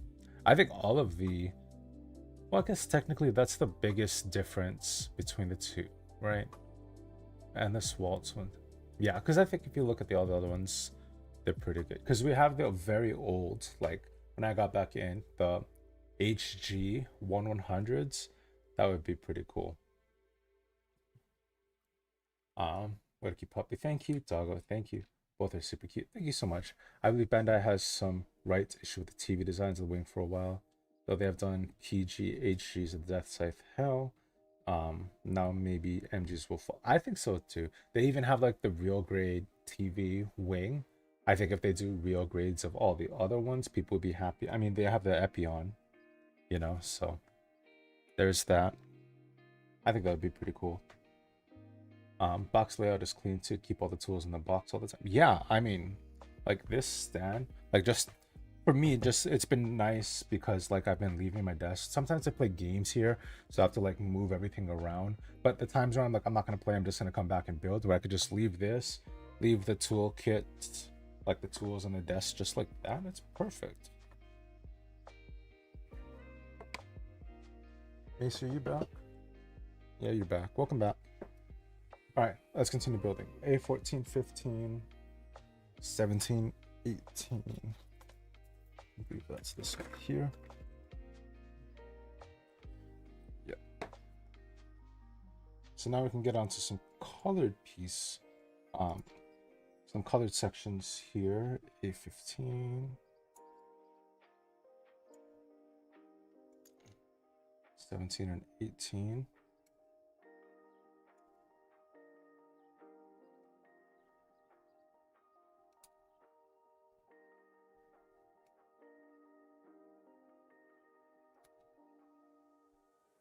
'16 and 19.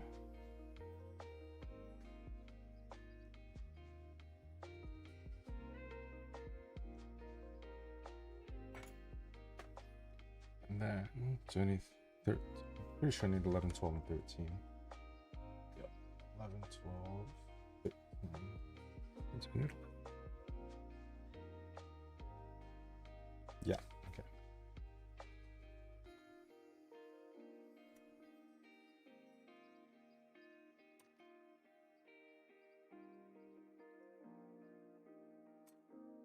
We need 14. Wait, 13. Do I need 13?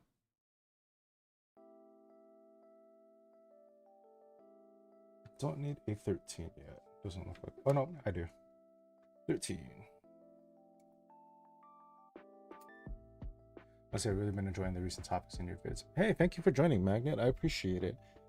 Yeah, I've been enjoying kind of like doing the more psychological dives. That's kind of more really where I wanted to take my channel. It's been fun doing like the builds. It's been fun doing the tutorials and everything like that. But that's really kind of the meat of really where I want to take the channel. Like, don't get me wrong, I still want to do build videos. Like, I still want to do like product reviews for people that want to just see, you know, honest reviews of the products, you know, set my channel. Thank you so much. I really appreciate that. But yeah, that's kind of really where I want to focus the channel, because I think that for a lot of people, especially with kind of just how crazy the world is right now, just having a space that you can dedicate to something that you enjoy, that nobody else can, like relatively nobody else can take away from you, is really important. And I think especially for kind of guys in this world with a lot of the stress of having to perform, having to be, you know, be perfect, literally trying to be perfect, I think it's just having a space where you can mess up and it still be okay is really kind of important. Hazim, does the Hobby Mio sell a chisel / scriber? I haven't seen one. Why don't I Google it real quickly? I haven't seen one. Let's see. Hobby Mio scribe tool.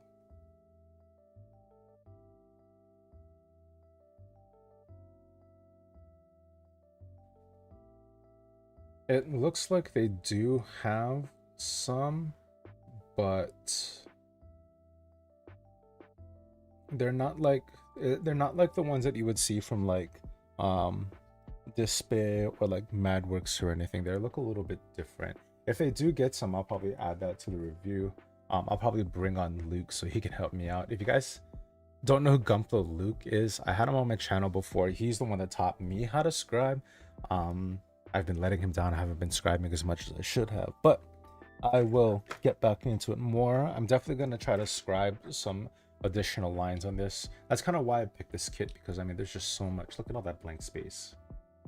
Like even here on the head too, look at all that blank space for scribing. The space that you provide in your villas are a relief, to be honest, man. Hey, thank you so much. Yeah. Again, it's just sometimes,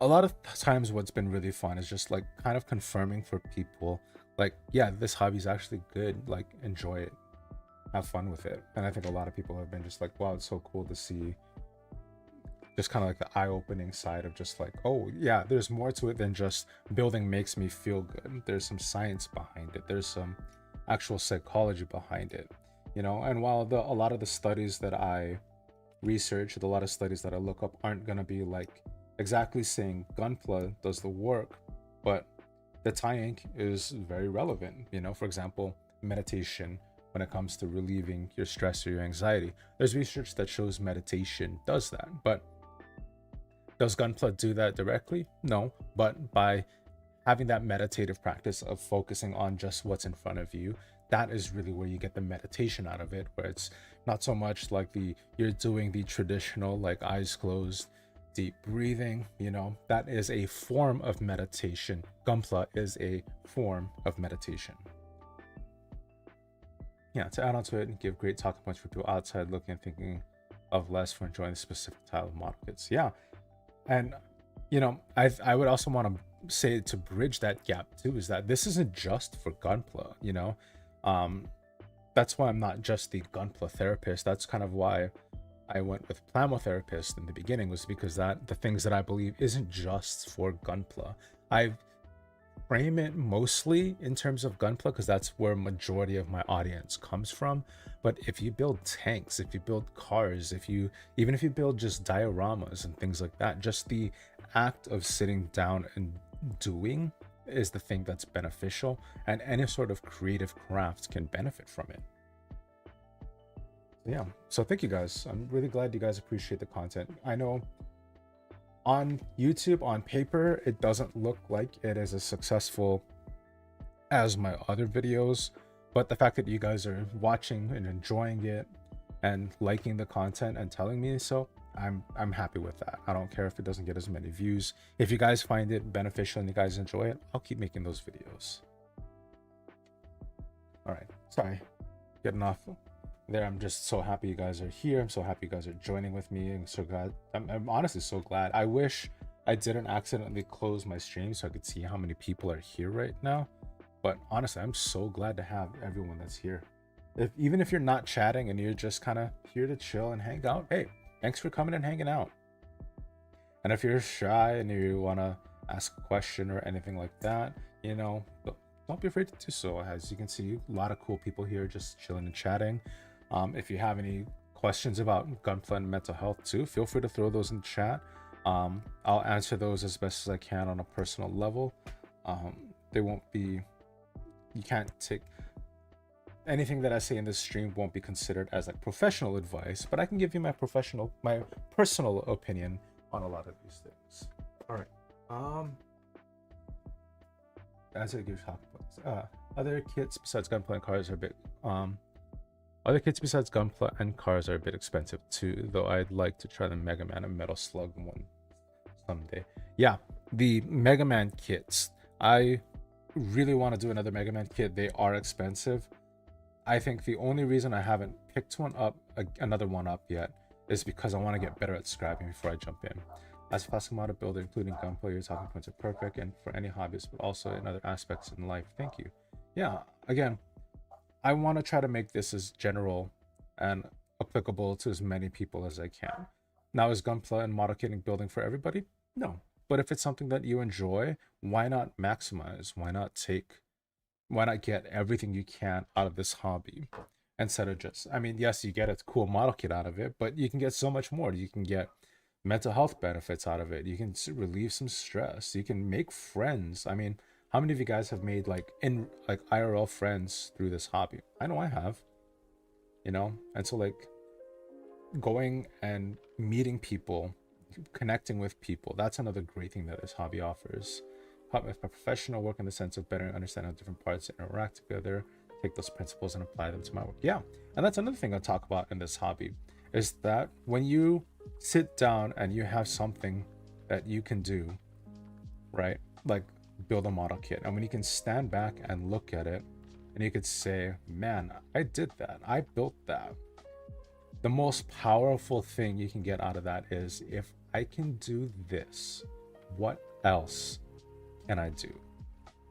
And I think that mentality, that mindset is so powerful, because it just shows you that you're capable. If you put your mind to it, you take the time to learn it, you get knocked down, you get back up, you can do anything. And so that's why I'm always encouraging people, like, remember, bring a kit to work. And that's another reason, bring a kit to work. Remind yourself, if I can build that, what else can I do? If I can build that model kit that's stressing me out, I can get through this work. If that model kit didn't stop me, this won't either. Videos help me with acceptance, a lot of addressing the little things in mind. Yeah, I'm glad. And I'm glad, you know, just offering a different perspective can be helpful too. Sometimes when we get fixated in our own thinking, we forget that there are other ways to think, and there are other people that have different perspectives. You know, like for example, Daniel earlier, the one who brought up the idea of putting tape. I was so fixed on the idea that like, oh, these sanding boards don't have a way for me to mark what grit there's on, and all he said was stick something on it that you can write on. And I was so fixated, it was just like, oh duh, that's so beautiful, you know? So sometimes I offer just an alternative perspective to explain things, and if that helps you, and if that makes you happy, and that, you know, helps you to feel like you're not the only one dealing with something, or that helps you to feel like whatever you're going through is more capable of, then hey, I am glad I made that video. MG Death Scythe on display at the office, as well as a couple of petite guys. Nice. I am wondering if I want to change around what kits I bring to work. I think I might just bring more. I don't think I'll take any back home, but I want to bring more. I think I might bring my Force Impulse resin kit to work. Only because that thing is like, one, really cool, and two, um, I just kind of want to bring that to work because I just like looking at that one. That's like one of my favorite ones. Like right now, it's in my shelf right next to my bed, like at eye level. So whenever I look over at my shelf, I see it and I'm like, yeah.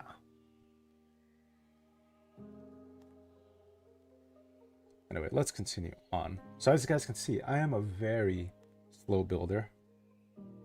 I take my time with a lot of these different things, but overall, I enjoy my build process. I know a lot of people are probably like screaming internally, like, this guy builds so slow. Like, look, I'm still working on the waist, but I'm having fun. That's what's fun to me. All these little bits here and there. That one's done. Oh, that one's done there. Let's trim this up. You go slow too. Yeah, and I know there's some people that build lightning fast. It's not me. And I'm not saying that like they build super fast and that their kits are like rushed or anything. No, some people are just efficient machines. Like they build their kits and it's like, wow, that was fast. You're done with you're done with another one. Oh, you're done with another one. Oh, you're done with another one. And it's not like they have like hours and hours to build on end too. They're just, again, they're just so efficient at what they do. It's crazy. So I'm glad that they have their way that they guys to enjoy it. For me, I go slow. I have fun. I'm having fun chatting with you. Speaking of slow, I need to finish painting that exact kit you're building. I'm building and painting it to donate to my local hobby shop in memory of the owner who passed. Oh, I'm sorry to hear that the owner passed away, but I'm glad you have a way that you can offer to their memory, and you have a way to thank them for what they've brought to your community. Are you going to paint it in the traditional Zaku 2 colors, or are you going to kind of change it up a little bit?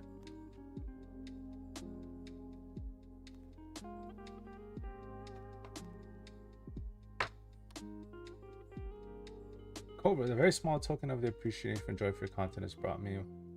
What do you do has really impacted my life for the better. Hey, thank you so much, dude. And again, thank you so much for helping me get my thank you so much for helping me getting my live stream going. Let's celebrate Super first on live stream.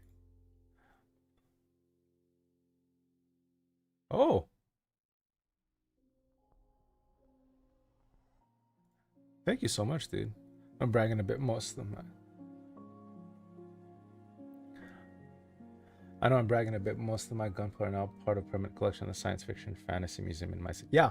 So Chris was telling me how like he was building his model kits to be put on display in his city, and I think that is such a cool way to share a hobby with the rest of the world. Oops.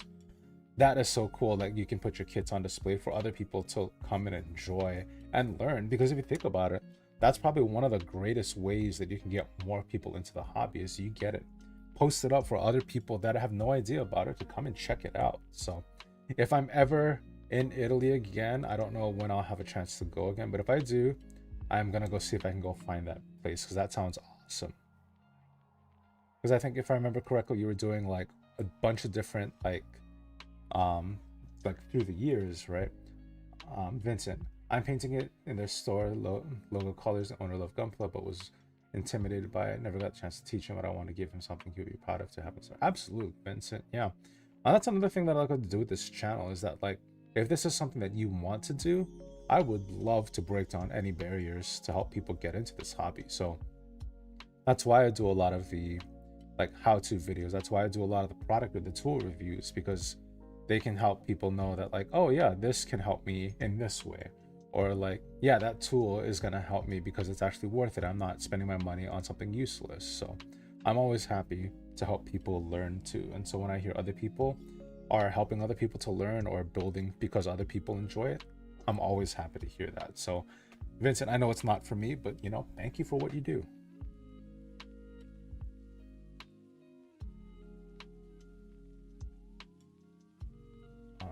Especially know that my Gundam is known more through the exhibition. Yeah, that is awesome, man. Like, I have one of my kits on display at my local store, but there's something else to say that it's like it's part of an exhibition. That's cool.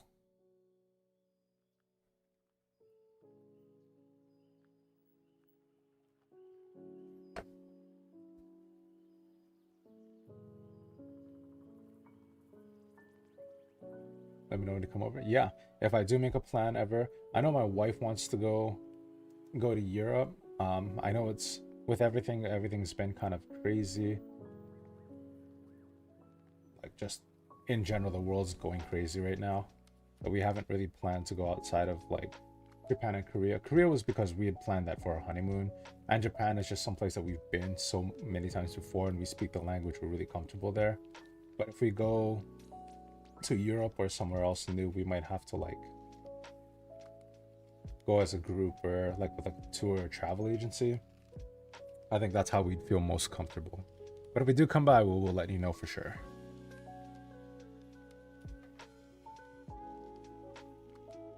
Let's go back. Taking times approach fitness pretty relaxing. It's how you rotate and impress on how you're talking and cleaning the parts up. Pretty fun so far. Hey, I'm glad you're having fun. Yeah, I'm having fun too. I know sometimes I get a little bit distracted, either by talking or I get distracted by the, like right now, getting distracted by cleaning up the parts, you know, and it's kind of a balancing act. So streaming is definitely not as hard. See, I can't even do it right now. Streaming is definitely harder than it looks. Because trying to think of things and talk and then clean up and then not lose your train of thought while focusing on doing something like cleaning up your nubs. That's fun. A lot of different brain areas activating right now. But ping this up. Oh, I think I saw chat just ping real quickly. Oh, cool, you speak Japanese. Yeah, I took Japanese as a minor in college, and so my wife ended up, she was studying abroad there. I goofed around a little bit in college. I didn't get a chance to, but I was able to visit her while she was up there. We made some friends. We have like one of the friends that she made up while she was studying abroad there. We're basically like family at this point, I would say.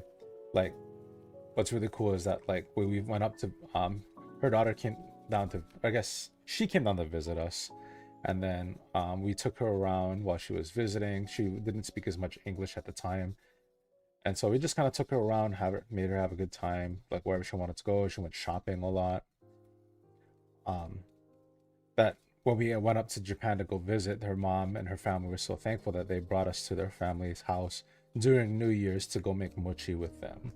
And so now we literally refer to her friend's mom as Okasan, like mom for us. So, you know, yeah, we got really lucky and fortunate to make the kind of friends that we did while we're up there in Japan. And like my wife now even still continues to keep in touch with a lot of the people that she made friends with while she was there. She's a much better person at checking in than I am. A lot of the times I get so busy, I get so wrapped up in the things that I do, sometimes I forget to check in on some people. But she's really good at reminding me to like, hey, check in on so and so, or hey, don't forget to call this person, or hey, it's so and so's birthday, don't forget to give him a call. And I'm thankful that she's there to be that person to remember for me.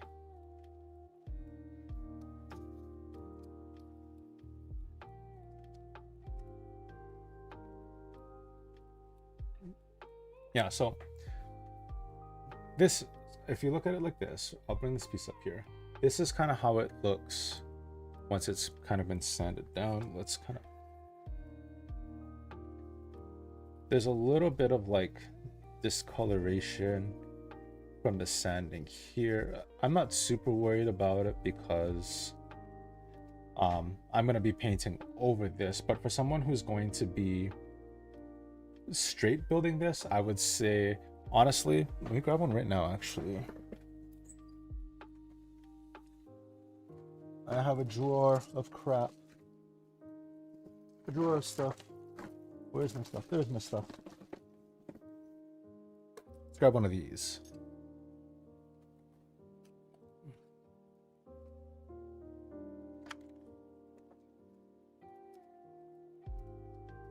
So I know earlier I pulled out the balancer gray, but I think honestly it's going to be these balancer whites that are going to be the game changer here. So let's take a look here.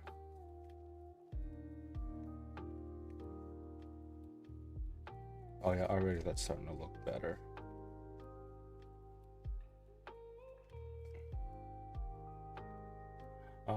Time for me to head to bed. Truly enjoyed the live stream. Thanks, guys, in the chat. Good night. Hey, yeah, Chris, thank you again so much for joining me. I'm glad you were here. I'm glad you're catching it at, let's see, it's midnight when we started, almost 1 o'clock for you. So thank you so much for being here. I'm glad you came to stop by, and hopefully I'll continue to see in my videos. Yeah, okay, so there we are now. I mean, like, look at that shine.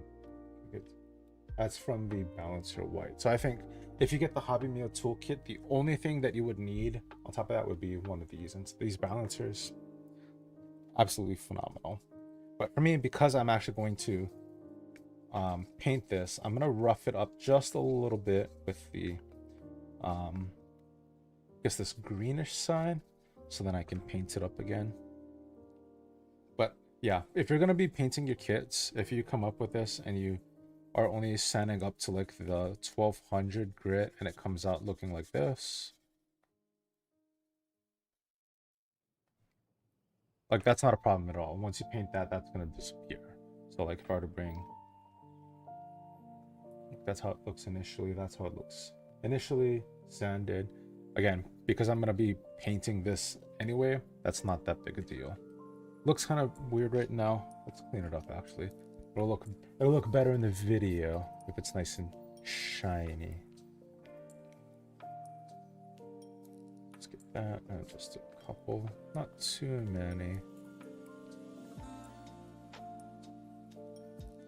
So yeah, if you use these balancers, and this is not a balancer review, but if you do use these balancers, I would say avoid going to this super shine if you're gonna be painting your kit. But if you do just snap build and everything like that, that shine will be perfect.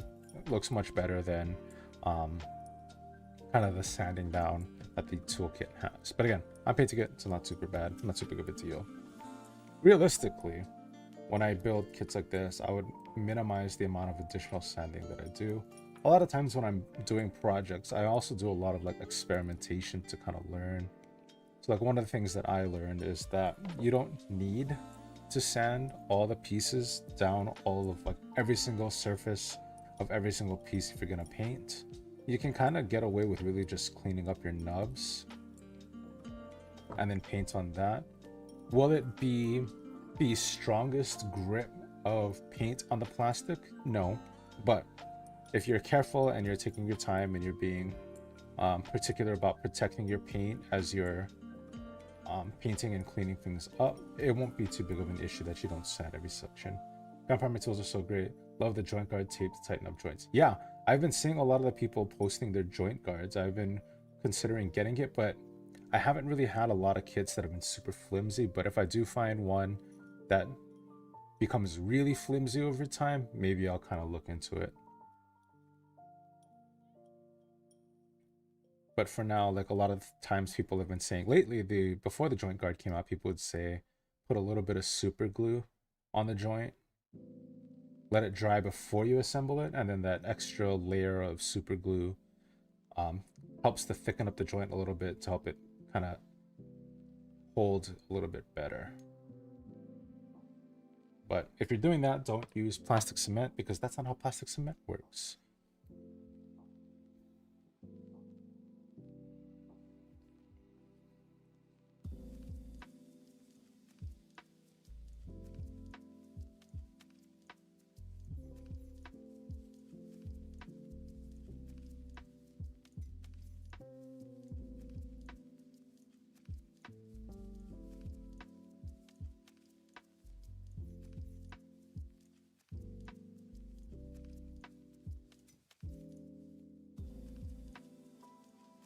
So that's one of the things why I like using the hobby knife, is that your nippers aren't gonna cut it really well on slight curves like this because it's a flat surface against a round surface, so it's going to be harder to cut it. So that's like generally why even with completely flat pieces, sometimes I'll still come in with a hobby knife to clean up any sort of extra bits here and there.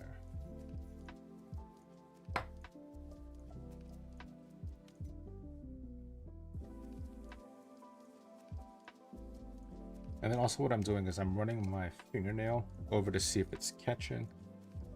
If I feel it catching, then I need to kind of shave it down a little bit more. But this is kind of one of the weird situations where this knife isn't quite working.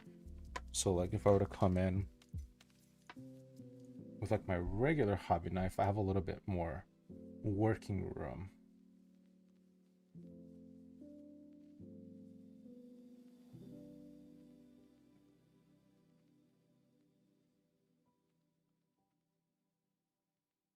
Actually morning from here, so I need to go in a while too. Glad I was able to hang out during the sunrise. Much love. Wow, where are you coming from, Zaku? I'm surprised it's just sun up for you. I guess technically that would be somewhere in Asia, maybe? If the sun's just coming up for you. That would make it Monday for you, which means it's work day. Where are you coming from, if you don't mind me asking?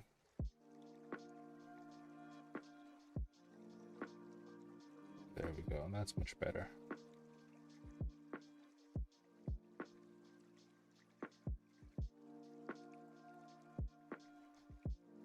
Any suggestion on which blade I should use for the hobby knife? I use an 11 blade. It feels like there's a better choice for the task. I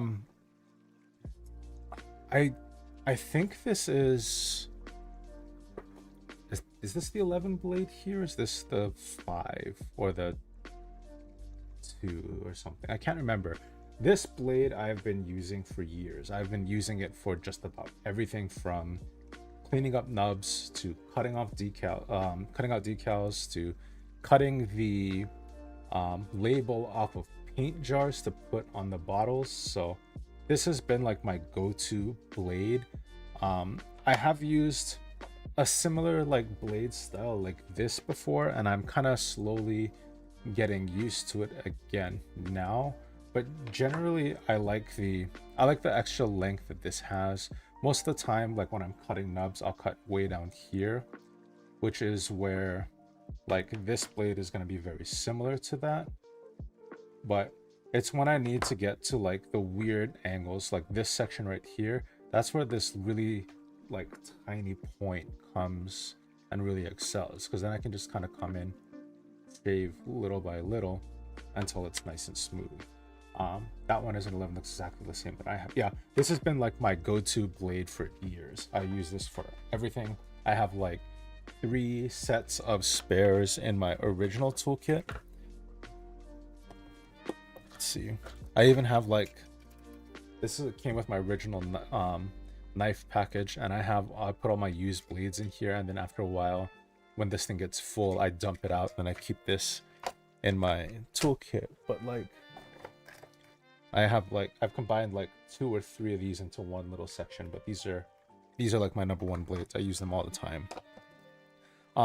In regards to the Hobby Mio Tool Kit, if you already have this, you might not get as much out of a knife like this, but if you don't have a knife, this is more than sufficient. This will get you through like the cleanup that I do. This will get you through your decals. This will get you through like a lot of everything else. Again, there's just really small instances where the extra length and the extra fine points that this has will excel over this. But again, for an all-in-one toolkit that the Hobby Mio Toolkit is, that this comes with, this blade is phenomenal. I mean, again, I've been using this one blade for this whole kit. It's still sharp. It still shaves. If I drag it across the pad, it's still pulling up some plastic. So I know this blade still has a nice edge to it.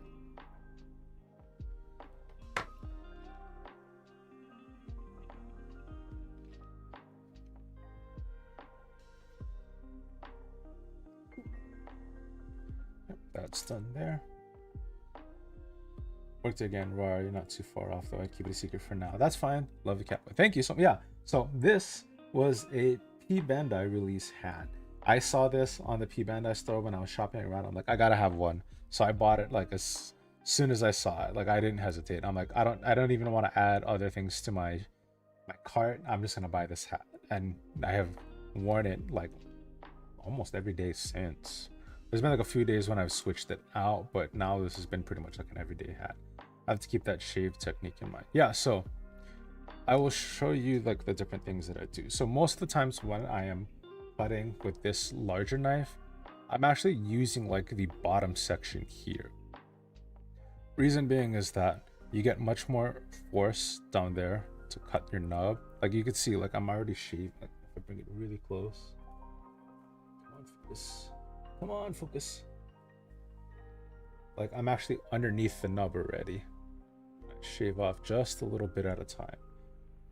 And then just turn it around. I come back and just shave this little by little. And what happens is when you shave it this way, what happens is the point of failure is higher up on the nub versus all the way down against the piece or inside the knife. So if you think about how this is cutting, right? What you're trying to do is you're trying to force the path of least resistance through the nub. If you put it through your knife, right, what's going to happen is if your path of least resistance is in the knife, what might happen is you may break your knife. If the path of least resistance is into your piece, you're going to gouge your piece. So by coming way up here at the bottom, I'm just kind of slowly shaving, like, and even like this finger here is helping to kind of push it through. What you really do is you'll get nice tiny little shaves. And what that does is instead of pinching the plastic and potentially stressing it out, you're literally just shaving it like a little hair, a little razor. That minimizes stress marks, and then all you need to do is come in, sand it down a little bit. Sometimes, depending on the type of plastic, like if you're using the ABS, like these gray sections here, you don't even need to sand it. You can just cut it straight away. But for like other armor sections like this, after you kind of shave it, one thing you can do, just come in, scratch it with your knife or your nail. That's how you can feel how much of the nub is left. Hey, been watching your videos for a while, so I assumed I decided to pop in and tell you that you're doing a really great job on the channel. Keep it up. Cheers, cheers. Hey, thank you so much for popping in. I really appreciate it. I'm glad there's people here chatting, hanging out. I'm glad that people just enjoy the content that I've been putting out. Like I said before, I know they're not as successful as my how-to videos, but just the fact that people are still coming back and watching them, I'm so thankful. So from the bottom of my heart, all you guys that are here, thank you so much. I'm really appreciative. Really appreciate you guys being here. I got caught between really appreciative and really appreciate. I noticed that since starting at the bottom, I cut my blade more often. Yeah, so I find that to be the most effective when you're kind of cutting through nubs. But when you need to get into like really tight places, like right here, that's generally when I'll come up to the top. And even then, it's still kind of more of like a shave a little bit at a time. This knife, this blade, as you can kind of see, is kind of dirty. It's been through a lot. But if I come back to this knife, a lot of times what'll happen is it'll work this way while I hold the piece like this. The second I try to turn around, if I just like I'm trying to go for this one, my handle is kind of hitting the part before I get to where the nub is. So for thinner sections, this will be really good. Right, just look at that shave. Just shave it.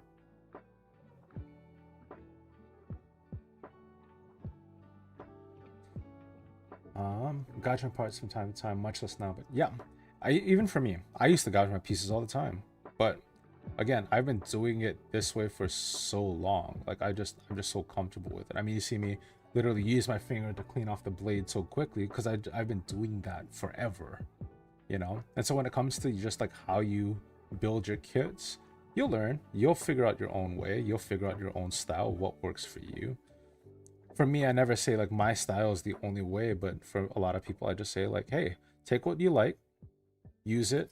If you develop it, learn your own style, share it back with me. Maybe I can use it. What about razor glass files? I have the origin plus and along with the balancer and cloth, but I still can't get it down. So I do have the Racer Plus. Where do you go? Let's see this here. I don't use this as much because of just one, how large it is. And two, a lot of the times I don't really get it to just focus on the knob. And so I will say though, compared to the Racer versus the balancers are far the better investment for what you're gonna do. So like, look, I did all of those passes, right? I still have not as bad of a lip there, but there's still a little bit of stress and a little bit of discoloration. And then if I come in, even if I'll just use the balancers for this right here, right? Like,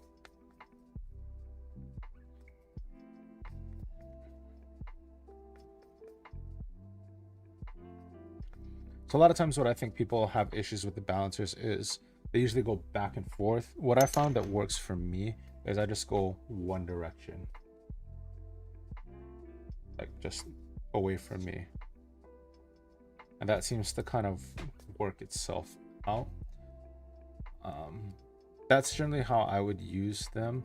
And then actually when I'm done, one of the things that I found from a hobby group, I forget where I saw this, but one of the coolest things that you can help get your kit back to its original shine is actually use your nail. Like rub your nail against the piece and you can get it kind of back to its original shine. I don't know why, I don't know how that works, but it works. There, that's just from like rubbing your nail. And sometimes if you have like a really tiny stress mark, you can actually erase the stress mark by kind of scratching it away. Try watching people at Melgo Gumpamita to just can't get it done. Even try Bandai Spirit sanding sticks. Okay, I will show you the difference for standing sticks versus the, I would say, the gun primer tools. And so I'll use, since I have mirroring pieces, I'll kind of use the mirroring pieces here. So we have the two different skirt parts here. I'll use the, I guess this is the right skirt, but on the left side for us. I'll use the standard sanding sticks and my nippers. So I'll just kind of come, trim it down, trim this down here.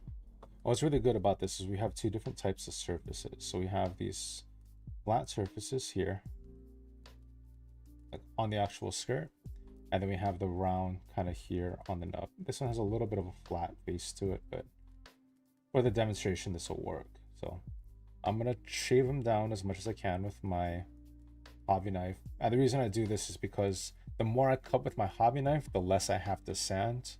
When it comes to sanding, if you're sanding the whole piece, you got to remember you're taking away all of that material with it. So I try to minimize the amount of sanding that I do in order to make sure that I don't have like weird gaps on my pieces. So I'll shave it down as much as I can. And then usually what I'll do is I'll use the sanding just to kind of make sure everything is flush and even, because when I paint it out, any sort of like imperfection will be really pronounced in the primer. So just make sure these are clean. All right, for the sanding sticks, generally what I'll do is I'll go with, like, for painting, I'll go 600, then 1000, and then all I'll do. So one of the things I had issues with this is that I can't tell which sanding sponge is which. I think this is the 600, and then this is the 1000. So for next time, I will put a piece of tape and write down which is which. But for sanding, usually I'll kind of do same thing. I'll kind of do one direction, a little bit of back and forth, but I'll go really slow. Like I'll do like a couple passes, check it until I get to a point where when I sand it, sorry about that, I can see that it's sanding completely kind of evenly across the surface. Then once that's done, then I'll come back in with a slightly higher grit, do the same thing, kind of pass, pass, straight, pass, pass, a little bit, pass, pass, like that. And that'll usually be enough. Give it a quick clean. So I lick my finger to kind of pull up any of the extra dust that's there. Any recommendations and tips on how to sand, file, in really tight spaces? I have issues with getting tight spaces to clean up and the like. Yeah, so for tight spaces, like let's say for like the inner angle like of this here, or even let's say if we're trying to shave like this here, if you can get your sanding sponge, you can bend it to give it a little bit more rigidity, and you can fit that into the corner and the sections there. You can kind of do it like that, right? It can kind of come different ways. Eventually what you'll find is you'll figure out which direction of sanding will give you the best like consistent motion, because it's not about going one way versus another way on the nub. It's can you get a consistent pass over it to wear it down to a point where it's even, right? So again, when it comes to sanding, a lot of times what it comes down to is making sure that you have as few passes as possible to make sure it's even like that. I'm done with that. That's as many passes I want to do. I'll come back in with a higher grit. Check it. I can clean it off. Oops.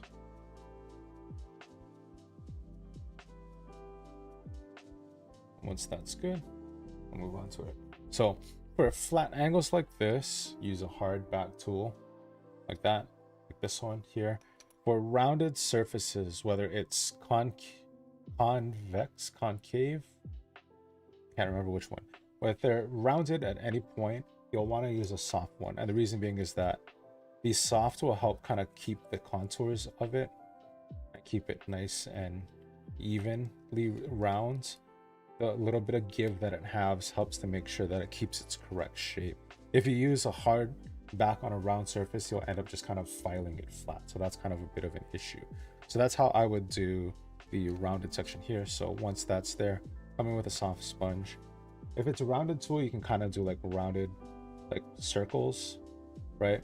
If you have like a specific contour that you want to follow, right? Generally, I'll kind of just follow it, right? Finding the right angles where I can just get consistent passes. So that's how I would do with sanding sticks and sanding tools. If I were to use the gun primer stuff, the eraser plus the balancers and whatnot, most of it's going to be kind of the same. The only big difference is just sort of the motion. So if I were to go with this eraser here, instead of doing like a back and forth like that, I just do one direction.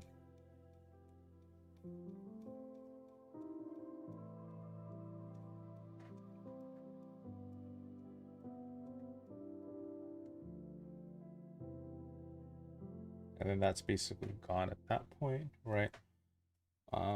Because it's pretty much gone, I'll just come in with a white. That bit is done. There's this one here. As you can see, I'm not coming in and I'm not doing back and forth like this. I'm literally just going one direction. Press, go back, press. Like that. And then I'll come back in with the balancer. Again, one direction only. I don't do back and forths. I don't know why. I just find them to work better with just that one directional pass. I don't know if it's just maybe it just how I've been using it or how I sand with it. That's how it's been working. But yeah, the only thing for this is that even though this is rounded, you can kind of follow the contour with it, like still follow in the one direction. But generally for this, it'll just be kind of more of the same. One direction, follow the curve a little bit. Because this is a hard back, you kind of have to follow the curve a little bit more. Right, I'm taking off a little bit too much of that there.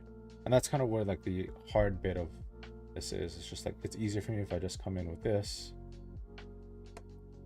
And then I'll even use the balancer with that. This isn't too bad because this is a joint, but I mean, let's compare like those two joints. Like this is, let's get closer. This is the one with the sanding paper. This is the one that we just did with the gun primer. Like the gun primer one, it's a joint. I'm not too worried about it. But if that's a piece that you're working on, that's kind of hard. It's great practice to do it that way, the one direction, so you don't show up the edges too. Yeah. Um, I think also it's just when you do the kind of the one direction pass, you think about it this way too. You're doing half as many scrapes, or I guess half as many sands as you would with sandpaper, because instead of doing a forward is one, back is another, forward is three, back is four, you're doing 1, 2, 3, 4. So it's like half as many passes, I guess, with the sanding sponge and stuff.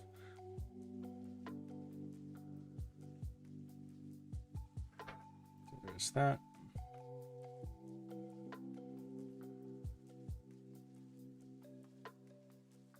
Shake this bit off.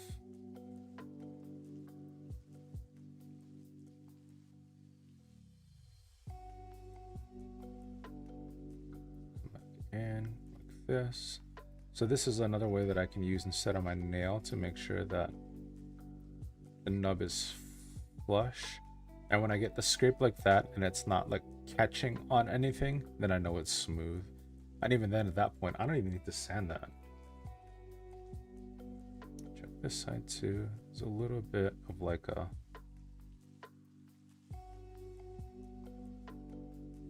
I know there wasn't a nub here, but there's like a little bit of like flashing on the edge of the skirt. Just want to clean that up. That's done. Now for this here. Clean that up, clean that up. Clean this up. So again, for those of you who were here from the very beginning, I had a lot of technical issues. I just want to say thank you for sticking around. For those of you who have joined like midway through and maybe aren't quite sure what's going on here, I'm doing a Hobby Mio tool review. If you have any questions about the tool itself or the toolkit, if you want me to go over any specific parts of the toolkit or any questions you have about what's in it, let me know. Again, my channel is about talking about mental health and how Gunpla can help that. If you have general questions about it, I'd be more than happy to ask and give you my personal opinion on things.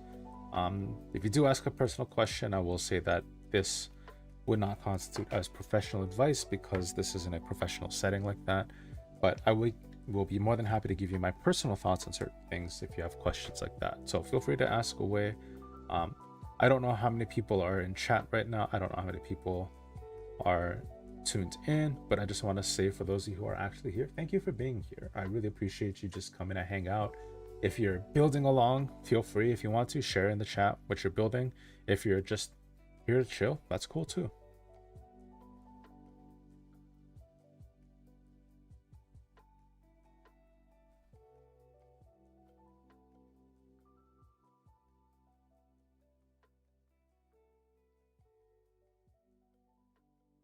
And if you miss at any point any part of this review, don't worry, I'm still putting together like a review video that I'll be working on. I just wanted to give anybody who wanted to tune in a little bit of like a sneak peek for those people who've been like subscribed and following along. You know, you guys can get like a little bit of like a advanced preview of kind of like the toolkit in action, and also you guys can kind of get more of like a direct look into how this kind of works, more so than like a catered experience like a video. You just get the raw, like, this is how it is, this is what it looks like, this is what's going on.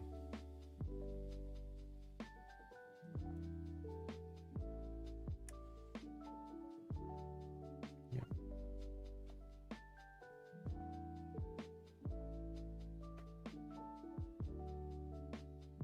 That's done. It's on. And for those of you who are also tuning in, I am a very slow builder. I started this waist when I started the stream. I am still on the waist. What is that? 2 hours into the stream. Yeah, I build slow, but it's my process. I enjoy it. This is fun for me. If this is too slow for you, I'm sorry. That's just how I build. But again, if you have questions, feel free to ask. Sulfuric Alligator. I just finished building Chichi's demonstrator a few minutes ago, but I should really go to bed now. Hey, thanks for joining in, and I'm glad you finished your build. Thanks for tuning in right before bedtime. Again, thank you so much for being here. I appreciate you. Just cool to see everybody just chilling or hanging out. So magnates are hard to make because, like you said, everyone's approach is different. One tool may not be like everyone's approach is different. One tool we like may not be that person's favorite. Yeah, and that's generally why I kind of just share it from my perspective. If people kind of build the same way as I do, they at least kind of get the experience from me, like, oh, okay, we built kind of the same way. Yes, I like that tool. Or like, yeah, we're kind of similar in the way we build or how we build, the tools that we use. So I kind of think his opinion is relevant to me, you know. And there's other people that do reviews too. I'm not the only one, and a lot of people really like the Racer. You know, not my favorite tool, but I'm glad people like it and enjoy it. For me, it's just this process of like sanding, slowly building up. This is much more enjoyable to me. So that's why I don't use it as much. Not to say that it took away from the build necessarily, but for me, this is what I end up doing. And again, it's a solid tool. I think it works really well. I prefer this. It's like that meme, that Top Gear meme. That is cool. I like this. Does anyone know what meme I'm talking about?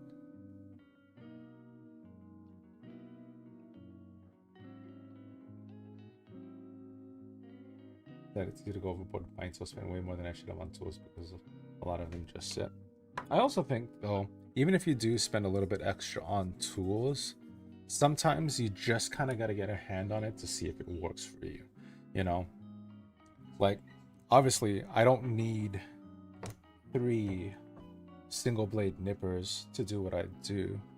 Oh, advice for needing advice: a nice light Scotch pad or even fine steel wool 40 aught is great for sanding. It's light enough to round the edges or is light enough not to round the edges or gouge the surface. I'm gonna have to try that. Scotch Brite pad. Oh, okay. Light Scotch Brite pad or a fine steel wool 40 aught. Is that 40 grit or 400? Because I know sometimes aught is used like a 0, like people say like 30-06. So is that like 400 grit or 40 grit? Let me know. But thank you so much, dude. I really appreciate that. Thank you. Fucking like it. I mean, like that. Thank you so much for sharing that. Yeah, I'm always glad when people are happy to share things that they learn. I really don't like the Racer as much as I thought I would. Then again, I don't really care for sanding as much from what I've learned. God hand side nippers, on the other hand, love them. Yeah, like for me, the disc bay and the God hands, both are absolutely solid. Both do exactly, pretty much for the most part, they do exactly the same. The God hand has been holding out a little bit better in terms of like how they feel when they cut. The disc bay, for some reason, has been, the spring has been a little sticky. Like, I'll close it and it won't always open as well versus like the God hand. Like, look at that spring way back open. But in terms of cutting power, like they both work really well. They both are absolutely solid. And so maybe like, let's say that you're like this, where you buy both nippers, right? Well, for me, I use them interchangeably, but what you can do is, if they're pretty much the same, use one, wait till it falls apart, then use another. So even if you invest too much in tools, sometimes just having the backup on hand is really beneficial. For example, you'll never know when maybe you'll use a different project. Like for me, I'm starting to build dioramas. And so a lot of the sanding stuff that I bought initially, I haven't been using as much. Sorry, not the sanding stuff, my painting stuff. A lot of the cheaper paints, like the acrylics that I was initially using to airbrush with, I haven't been airbrushing with as much because I've been using lacquers. But now that I've been building my dioramas more, I've been using a lot of those hand brush acrylics for that as well. So even if you spend a little bit too much on tools and some pieces just sit, it's always nice to have a backup. I go to double cut and use a hobby knife for cleanup. Yeah. I'd love to get your thoughts on this. Can I use building gunpla as a form of escapism? So escapism is really interesting.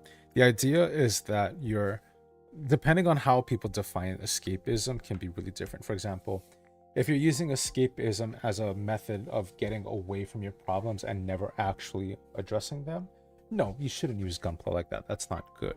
But if you're having a really tough day and you've got a lot going on and you need to take a break and you need to step away from a minute to calm down, to get into your space, right? Literally escape from all the stuff that's going on, take a minute to get kind of centered again, and then come back and address it.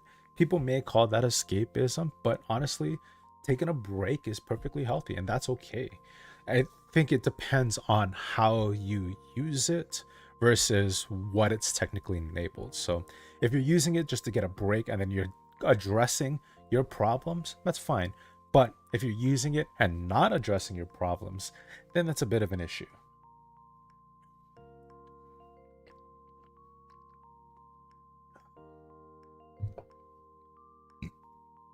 Zillica covered the display has a latch would keep them protected more.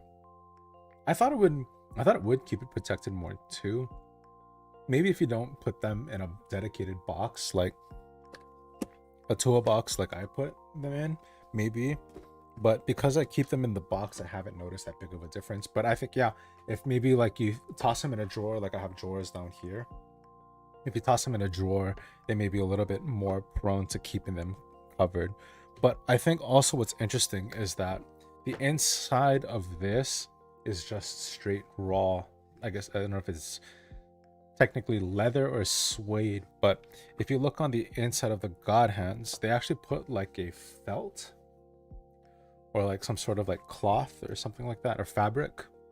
That I think is what's been keeping the nippers, one, snug and two, clean, versus this doesn't have that same. So like I said, like the spring doesn't open as much, right? Like that's all the way open, that's closed. It kind of opens most of the way, but the God hands kind of spring open.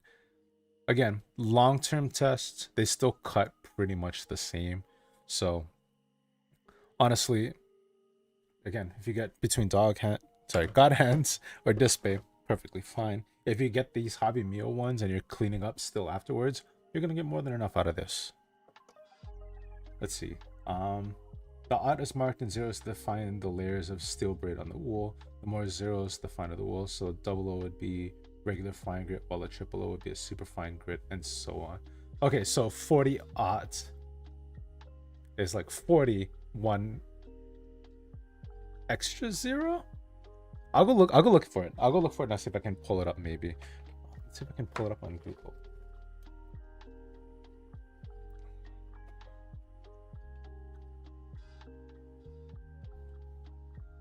I'll see if maybe I can share my screen too. Oops, it opened up over here. Other window. 40 odd steel wool.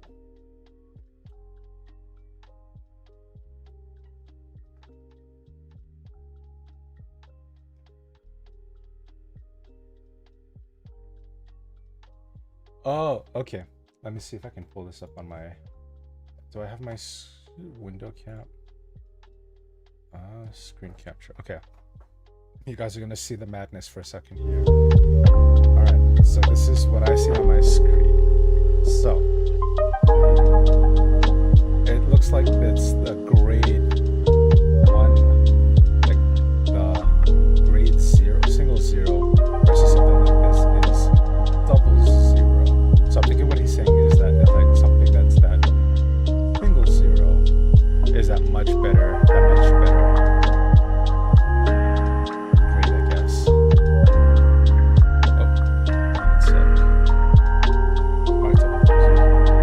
Okay. Let's bring it back to this here.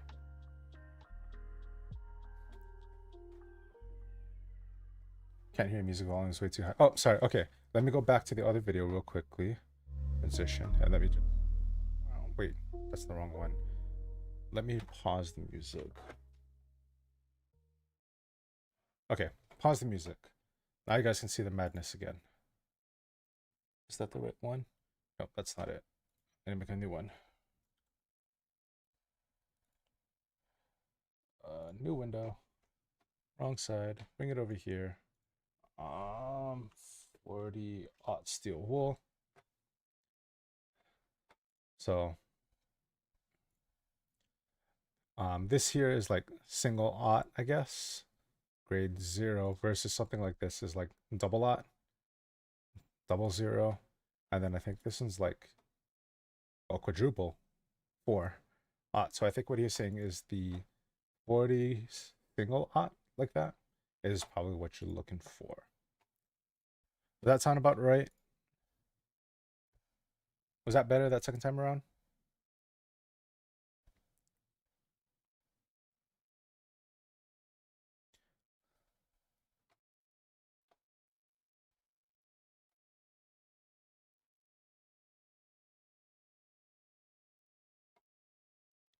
Okay.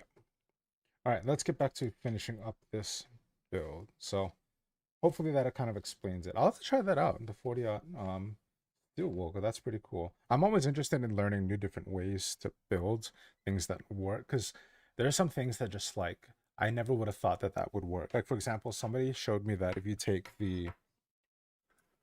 uh, these runner tabs here, you can make your own part separator. Now, yes, this piece came with it, and but if you don't have one, or maybe you forget it or something like that, you can always just make your own out of one of the flags just by sanding it down.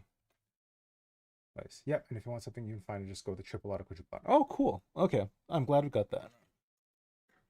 And again, thank you again so much for the donation. Thank you so much for sharing that. I appreciate that. Anyway, let's continue on. Let's get this waist done. Let's finish this waist part up today. I'm dedicated to getting this thing done. Wait, there's no hoses on the waist, right? Just the legs. I already did the one around I already did the one around the waist. Okay. I was gonna say if I have to do the hose around the waist, I don't know if we're gonna finish that today.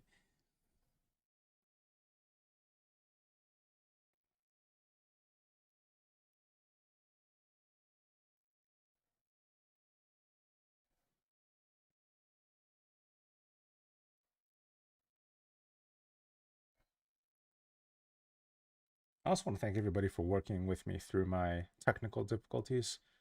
This, if you think about it, this is only really my second stream, so I'm glad you guys are all here hanging out, chatting, or if you're not just chatting, just chilling. I'm just happy to have you guys. Thank you so much for joining me today. If you guys have any feedback or if you want to see anything particular in the stream, don't be afraid to let me know. Sorry, that's too loud. I'm more than happy to add or improve on the stream in any way if you guys have any suggestions. So feel free to let me know. I know this is mostly building, but I'm always just curious, figured I'd ask. Would you guys want to see me play games in like future streams? Like if I build for a little bit, then game for a little bit, would you guys want to see that? I know there's a lot of fun games that I think would be really funny to watch play. Um, I don't know if any of you guys were playing Lethal Company for a while that was big. That thing was crazy fun. Um, I'm sure Hawaiian Cobra would be happy to play some Helldivers. I know there's a lot going on in the community with that, but I think it'd be fun. There was another one that came out recently that looked really funny. It was like called Content Warning. Have any of you guys played that? It's like you guys are like YouTubers filming like supernatural stuff. If I understood the game correctly, it's something like that. That'd be cool. That'd be great. Yeah, that'd be fun. If you guys have game suggestions, whether single player games or anything like that, let me know. I'm on Helldivers and Genshin Impact, right?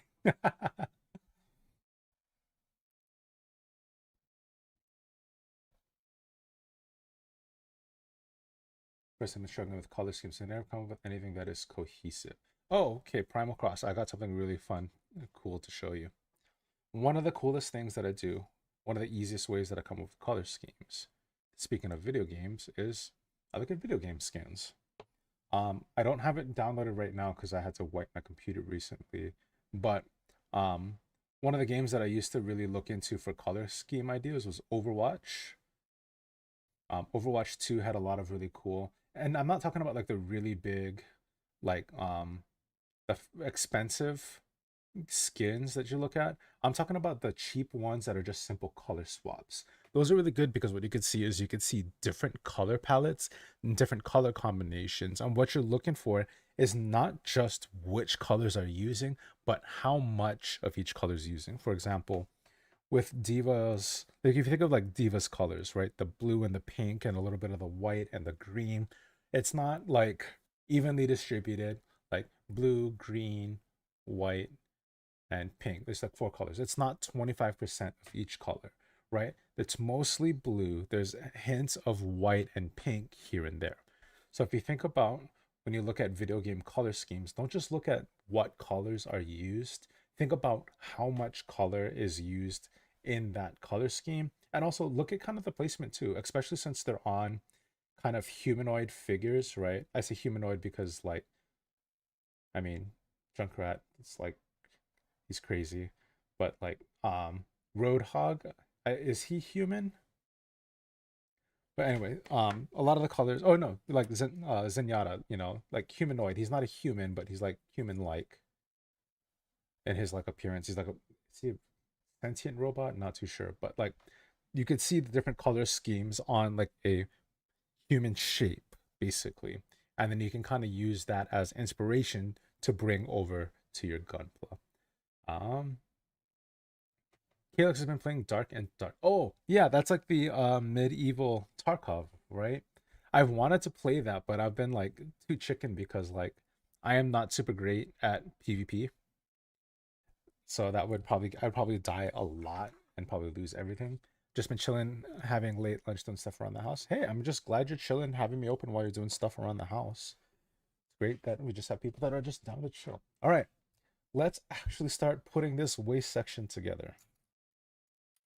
So out of all of the pieces, we have 15, 8, that, and the polycap.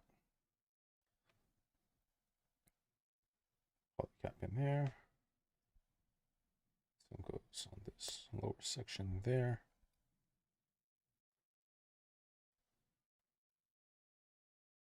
That closes up.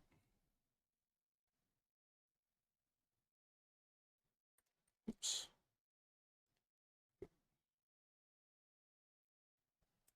Right down there. Boom. Next, get the front and waist armor sections. Oh, this side.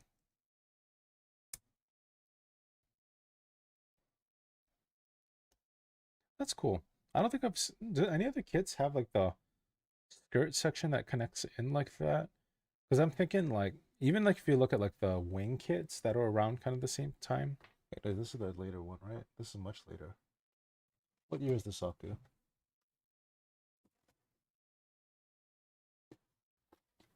What year is the Zaku? Oh, 2007. So it's a little bit later than the wing kits. But I like this the snap in here for the skirts. That's awesome. Okay, next is this little one goes into a 15 here and like that.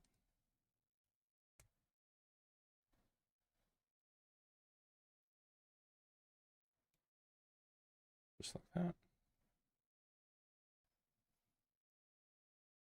And next we grab this section here.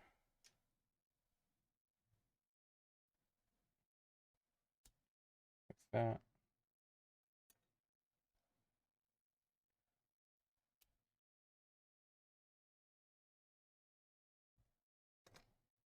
Like that. Then this goes over. Just chilling and vibing too, cooking dinner, ordered more gunpla kits. Oh, what's for dinner? I always wonder what people are cooking for dinner regularly. I do a lot of cooking at home, and so I'm always interested to hear what other people like to cook or what they are cooking. I guess you consider that like another small hobby, not like gunpla hobbies level, but still something fun to do.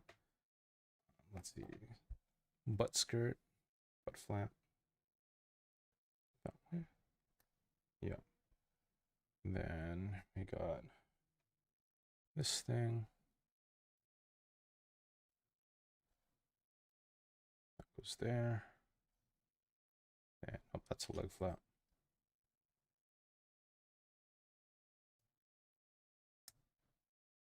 That goes there.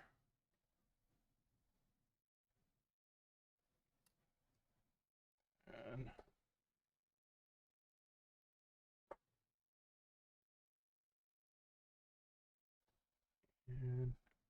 this way. Like that. And then butt flap goes on. Let's see. Spaghetti? Is that spaghetti or is that ramen? I think that's spaghetti. Spaghetti sounds good. So, Costco has these like spinach, I think it's spinach cheese raviolis. Those things are good. Cooked spaghetti. Okay. Yeah, so Costco's gotten those like spinach cheese raviolis, and those things have been so awesome because all you gotta do is like boil them real quickly and they're good to go. Throw some sauce on that, and then heat up some chicken. Oh, so good. These get pre-ordered for Endless Waltz Heavy Arms on P Bandai. Oh, is the Heavy Arms up is out right now on P Bandai? I don't know why. Okay. I don't know why the wing kits are P Bandai. Like the Endless Waltz kits like that. They release them so regularly. Why not just make them a regular release? Especially since so many people want them. Maybe that's just like an America thing. I know Wing was like the first to introduce Gundam to America, so I know they're big in America, or maybe not the rest of the world kind of thing. Maybe that's why they're considered like P Bandais. There we go. Butt skirt is on.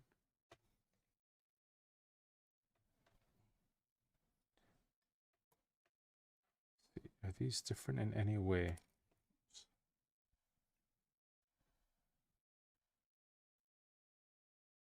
Don't think so.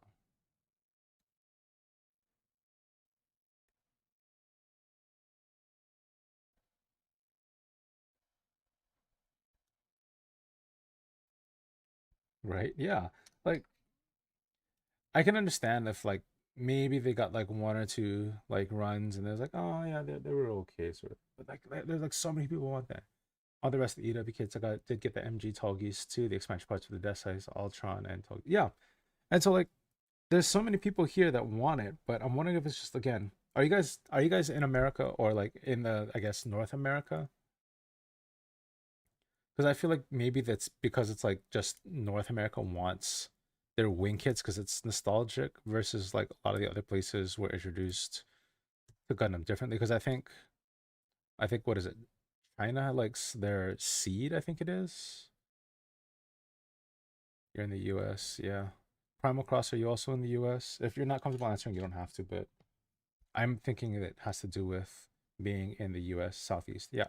Yeah, so I think it's just like maybe it's just an America thing that like America's like the sole country that's running the wing hype that they make that like they don't make enough for the rest of the world to justify it being a regular release. But I would think they would. Especially but I also think that like P Bandai is a little bit of like kind of an issue. Anyway, all right. That waist section is done. Let's put him together. Look at that. We got a beautiful waist section now. Now all I need is another vice stand so I can have him stand up. Normally, I put them on that display on the directional vice so I can have them stand there watching me. But for now, I'll just set them off to the side so you can keep an eye on our build.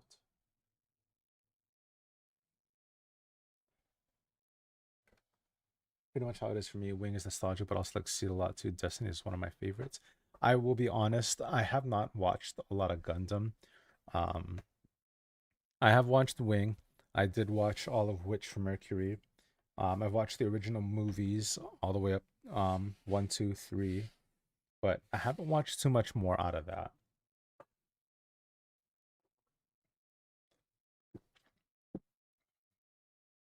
The band I can be a bit of gamble lately. Not really anything to write home about. I think the issue is that I understand that some things aren't as popular as other things, but I don't think P Bandai helps the actual dedicated builders when they don't set like real good limits on what people can order.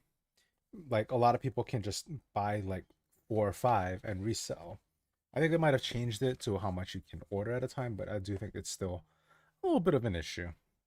All right, now that we got the waist done, I'll take a quick pause right here and say, um, does anybody have any questions about like the Hobby Meal Tool Kit?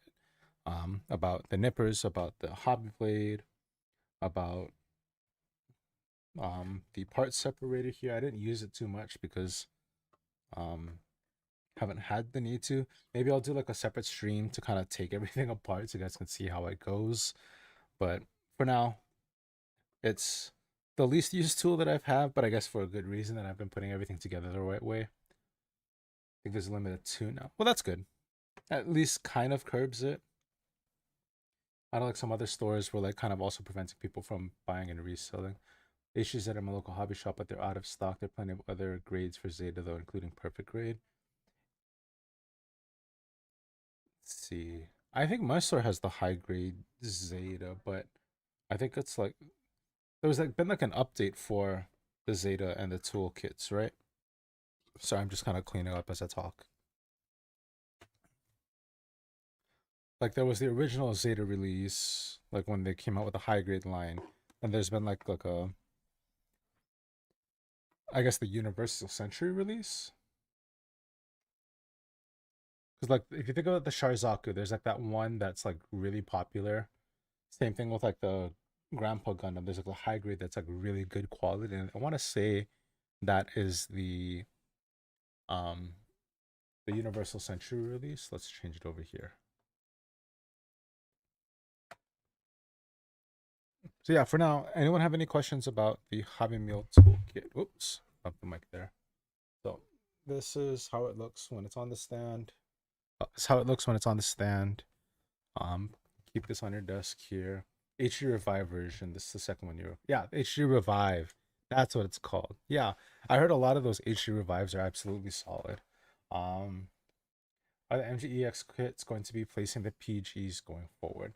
Um, I don't think the MGEX is going to be replacing PGs going forward. I think perfect grades have like it's weird. I think perfect grades have like a really big community of people that like them that buy multiple perfect grades of the same kit. Like people will buy multiple unicorns that I think it's gonna continue to be popular, especially since it's such a spectacle to have a perfect grade. I think a lot of people kind of buy into the I wouldn't say hype because it's not really hype, but just the idea of having a kit that large, the splendor of it, I guess, that I don't think perfect grades are gonna be replaced. I do think master grade is gonna slowly go away. I think master grade Verka and the MGEX is going to stay, but I think regular release master grades are disappearing. And I want to say, if you weren't here for that part, I think regular release master grades is only disappearing only because Bandai is trying to move away from the master name, basically. They want to still have the 1/100 kits, but they want to come away from that, I guess, the barrier that gets put up when they use the term master grade, because I think maybe a lot of the newer builders that are coming in, they build the high grades, they want to go to something next. They're like, I'm above high grade, but I'm not quite ready for master. And real grade, they're like, it's a little bit more difficult, but it doesn't have that same thing, that same wonder or that same splendor that master grades have, but not on the same scale as perfect grades. I'm on the mindset that everyone should build a PG at least once. Building a double eraser was a huge boost when I finally finished it. Yeah, I think everybody should get a perfect grade. I am waiting for my local shop to get this Strike Freedom back in, the perfect grade Strike Freedom, because I think that of all of the perfect grade kits out there, I think that one looks the most perfect grade worthy in a sense. Kind of like how like the MGEX, it's just like really flashy. I think the Strike Freedom with the giant wings, the gold plates, and everything like that is the one that really kind of takes the master grade cake for me. So I'll probably end up getting that. Will I do the PGU or other PGs for it? Maybe, but I think my first one I want it to be the Strike Freedom. Um, Probably use full mechanics replace. I really think that Bandai is going to replace the master grade line with full mechanics, and not in like a Bandai is taking a cop out way. I don't think that's the case, because if you look at like the IBO full mechanics, if you look at like the aerial Gundam, that thing's a solid build. That's a solid Gundam. I think that full mechanics is absolutely great, and I think it's a perfect bridge between high grade and wanting to do something larger without being necessarily too much more difficult. Shop has plenty of perfect grade, perfect strike PG. Yeah, my local shop just got a bunch of the PG strikes in the perfect strikes in. They got a couple Zaku, perfect grade Zakus as well. I might want to pick one of those up to do the resin kit for it, but for now, I have enough kits for now that I need to build down before I can buy more. Didn't know there were grades. That's how the video. Thought HG was just a brand. Yeah, and I think Bandai does a good job in terms of like just getting the kits out there. I think Bandai's issue is that they're not doing what I think would be really good to keep a lot of the community here. For example, like continue with the master grade line. There's a lot of people that have been in this hobby for years that will continue to be in this hobby for years, that the master grade line will take off. Like a master grade aerial, that thing would be phenomenal. If you think about the Iron Blooded Orphans, they already have the frame from the Barbatos. Why not make the Bael? Why not make the Vidar? You know, those are gonna be like easy because like lore wise, so I guess technically I did watch IBO. Lore wise, um, all the Gundam kits share the same frame, right? So ultimately, you would think they could just reuse the same frame, make it use the different armor kits, and I don't think anyone would be upset because it's lore accurate. Maybe people who are hardcore builders are like, oh, it's exactly the same as the Barbatos, but different armor. But if people watch the show, they realize no, that's what it is. That's the truth about it. Let's see. I don't know if there's one where you, but maybe there's a chain called Hobbyton USA that has a supply of Gunpla, especially the current ones. So I know Bandai has been kind of pushing a lot of their stuff to like bigger chain stores. And while that's great to get a lot of new people into the hobby, I think ultimately that's going to be kind of a shot in their own foot. Reason being is because if you look at a lot of those places like Hobby Lobby, for example, too, that get their kits in, they'll put a lot of the things on the shelf there and then they'll go on sale 40% off, 50% off.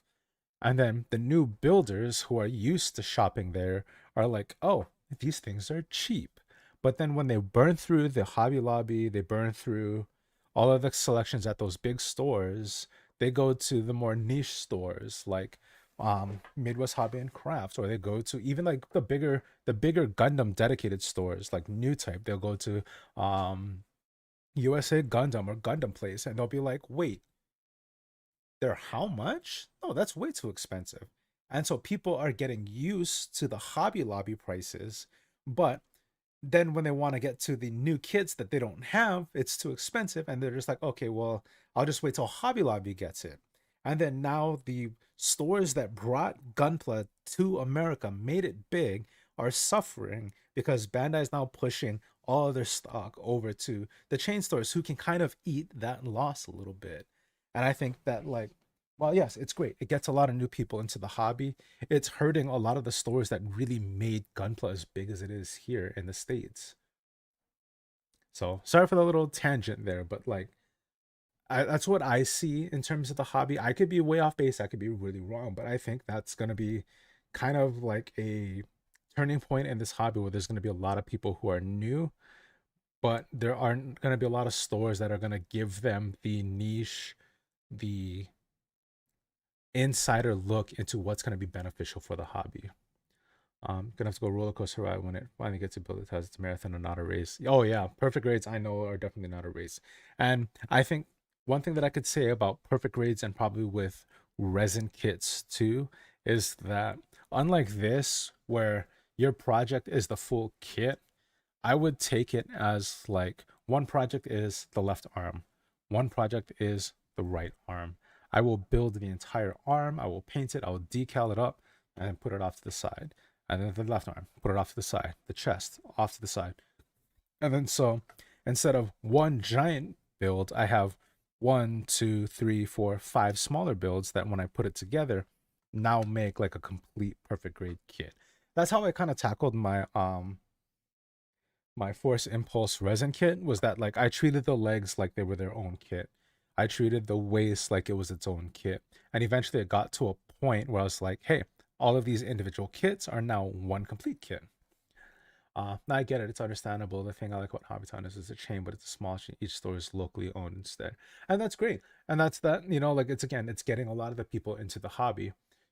I think it's when it's getting to like the bigger chains where people, like I said, they can afford to sell it at like 50% off, 40% off, and then they get just like all of the overstock that Bandai has, that when people start to look at like the dedicated stores, like again, like a New Type, like Midwest Hobby and Craft, like Gundam Place, like USA Gundam, they're like, oh well, I can just wait till Hobby Lobby gets it for cheaper and then I'll buy it there. Then those bigger stores are now kind of in trouble because they don't have the same um, support as when the people who are into this hobby, would shop at them. They'd still have a lot of those people, but there'd be a lot of problems with keeping new customers too.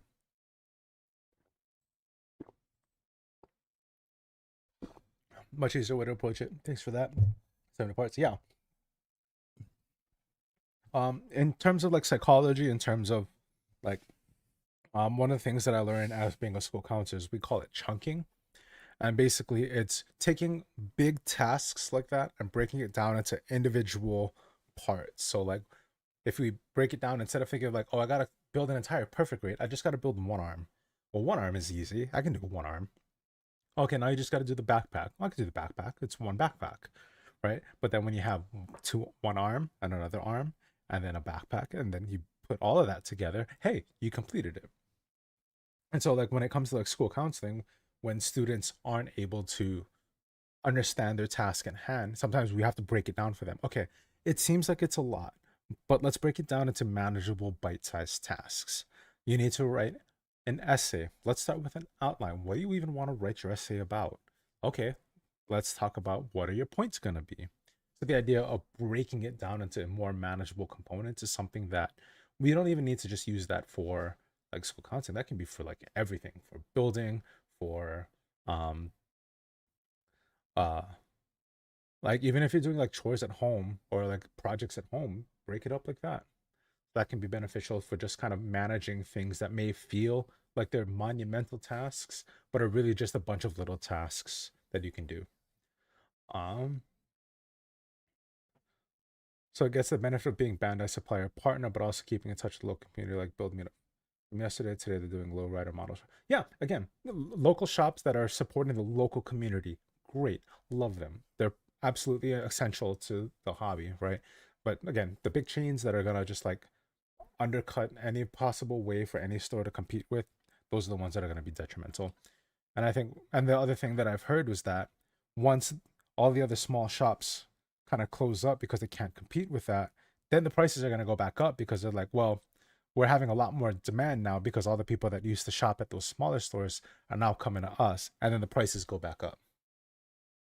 Ayo, I'm back. DJ Blaster, welcome back.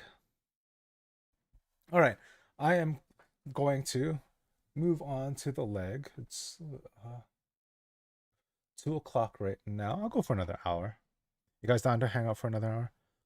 I'm going to go to Hobby Lobby a few times. And I wouldn't blame anybody from shopping from Hobby Lobby. Like that's their model. Like I'm not saying like if you buy from them you're a bad person. No. It makes sense. It's cheaper. Money is so tight right now. Of course, it's going to make sense to save a little bit of money when you can.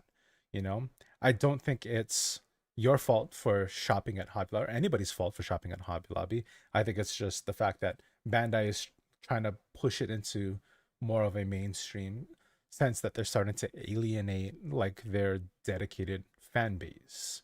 And you see that a lot in a lot of other communities where people are like losing touch with their dedicated fan base in the pursuit of like a general audience. This is something that's going on in video games where video games are becoming too like general mainstream that they're not going to be that the original core player base is like this isn't what we want to play.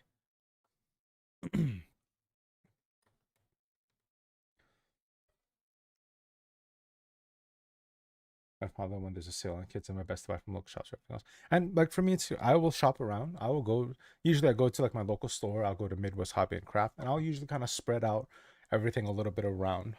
Sometimes I find like if I need something real quickly, I'll just run down to the shop that's nearby.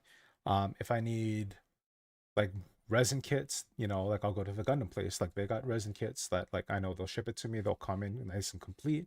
They're another place that I go to. Midwest Hobby and Craft has been like my go-to for paints and other tools. Like if I'm looking for something specific, they'll usually be my go-to because they get like even in the mid for being in the Midwest, they get things faster to me than like Amazon in California. Like that's kind of a high bar. Now I know this lately there's been some issues with shipping. There's been some forced slowdowns by USPS, which isn't like I can understand it. Like it's above cost, so like things have been slowing down. But again, for me to order from something that's coming from Iowa and making it all the way to Hawaii in like 3 days, 5 days, that's still pretty impressive.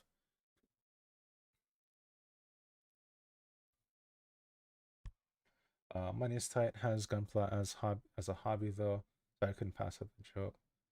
Yeah, but even though money is tight, even though people are kind of saving up as much as they can, that doesn't mean we have to cut out entertainment altogether. Like, if you are working and you're paying your bills and you don't get to do anything enjoyable, like,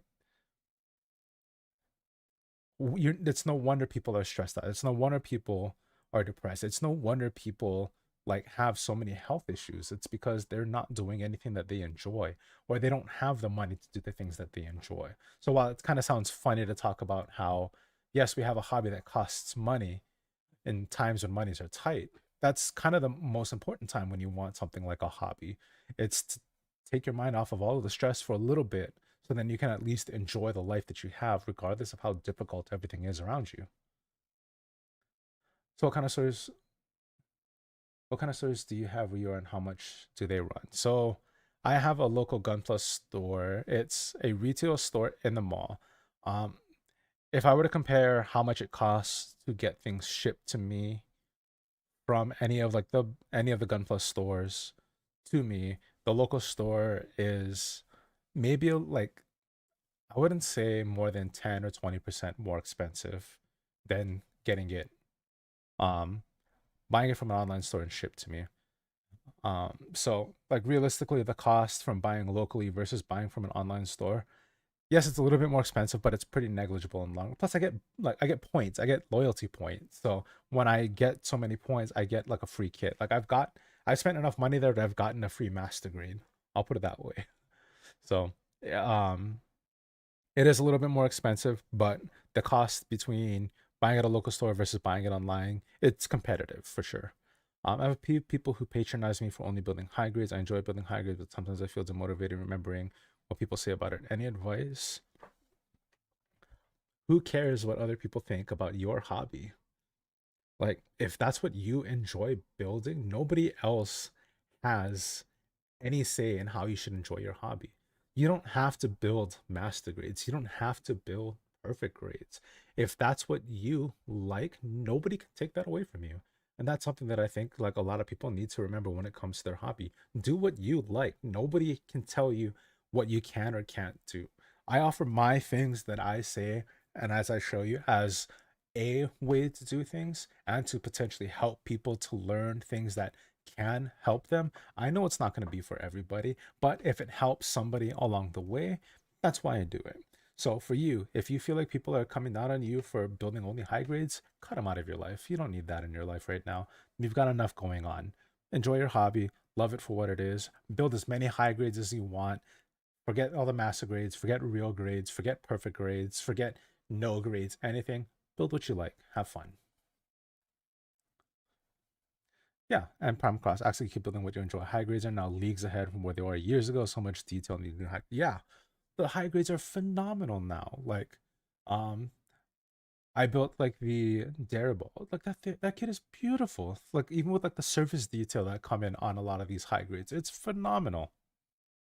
Final question: are you an actual therapist? Yeah. So my background is I have a master's in counseling psychology with an emphasis on school counseling. So I have everything that I need to do in order to become a school counselor. Basically, right now I'm working as a college and career early college counselor here at a local university, community college. Sorry, and so I work with students on figuring out like which early college classes would be beneficial for them if they're deciding they want to go to college, or also just showing that students who have the aptitude but may not feel like they're capable of college, giving them an opportunity to experience college and walking them through the process of understanding, like, one, how that they're capable of, how they're capable of the classes, two, making sure that if they are struggling, talking to them and figuring out how we can overcome those issues, and then three, making sure that like whatever classes they pick are actually going to be beneficial to them. So when it comes to like counseling, like, am I a licensed marriage and family therapist? No, but I do have my license to be a school counselor. Depending on the state, the licensing requirements are going to be different for private practice versus school counseling. And for Hawaii, there are some classes that are required for the marriage and family therapy, but for the most part, a lot of the education that we receive is gonna have a lot of overlap. Pretty much on my shop as well, prices are comparable to Amazon, sometimes about $5 or so more, but it ends up being the same price when you factor shipping. And the benefit of, yeah, that's another thing too. Is like, oh, this kit is right here, right now. I can spend $5 extra and have it in my hands, and you know that it's not going to get damaged in the process. You spend $5 extra, you already have it, and you know the box isn't messed up.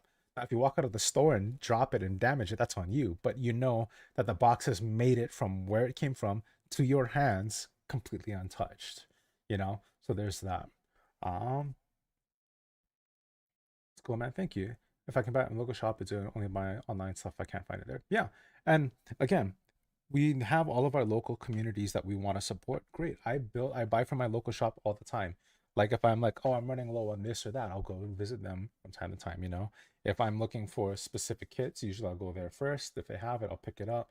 If I do pick it up, then I know the next time, oh, I'll go shop online and see if somebody else has it first. And I rotate around because I just like to spread around the community, because everybody's helped me to get to where I am. The different shops that I've like talked to get me to review some things, or just showed me like, oh, hey, we got some cool stuff coming in, and I buy it from them and I make some videos on it. It's been great.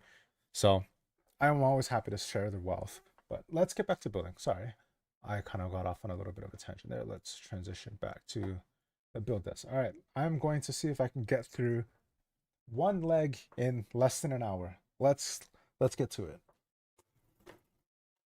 Let's start with the leg runners here. I think there's going to be a lot from the eye runner that I'm going to need. So let's get started. Right leg first. So 27, 26.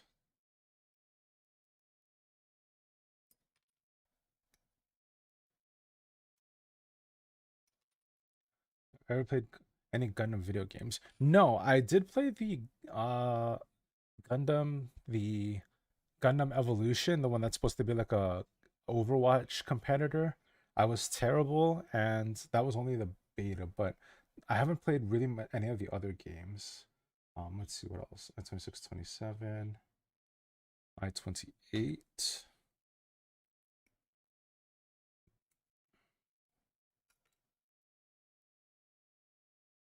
Let's see.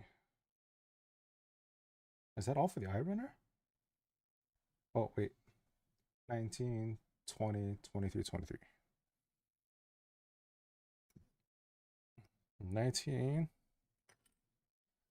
Gundam EX versus. What is that one? Is that like a virtual on style gameplay? I don't know what that one is. I know, wasn't there like a Gundam fighting game like a long time ago? Let's see. I-23, right? 23.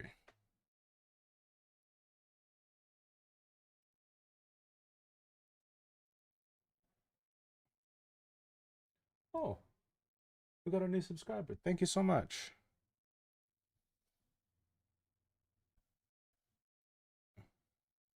Gundam Battle Assault. Is that the fighting game, Primal Cross?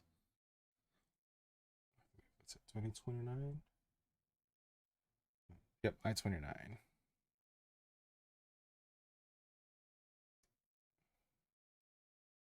But Gundam Battle Assault 1 and 2 on the PS1, it's why I like Zeta Gundam, also the Endless Duel and Super Famicom.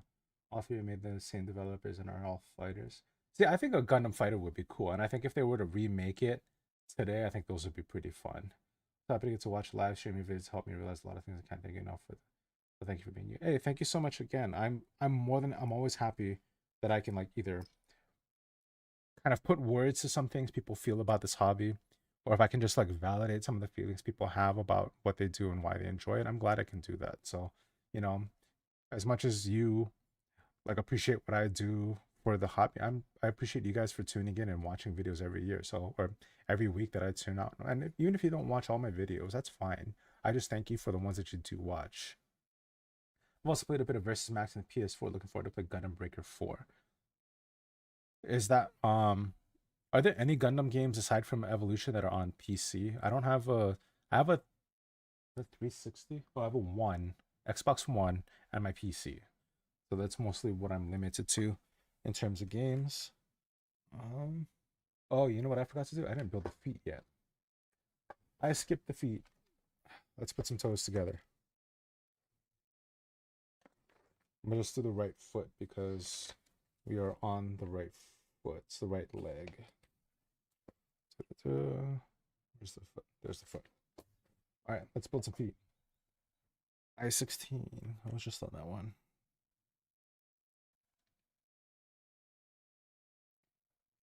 Maybe I would get through the whole inner frame of the leg today. EX versus more the modern take on a fighter that makes sense for the kind of universe. Oh, I think that's the one that's like a big arena, and you guys can find it like 360 versus like the traditional like side scroller fighting games like Street Fighter, right? Also, a new Breaker on PC right now. I heard that one isn't as good and wasn't made by the same. Oh, bummer. Maybe they'll make some updates and it'll get better. I think that is all for the Eye Runner. I need PC5. Okay, let's separate these out. These are the leg. These are the foot. Let's get my H runner. 26, 22, 26, 25.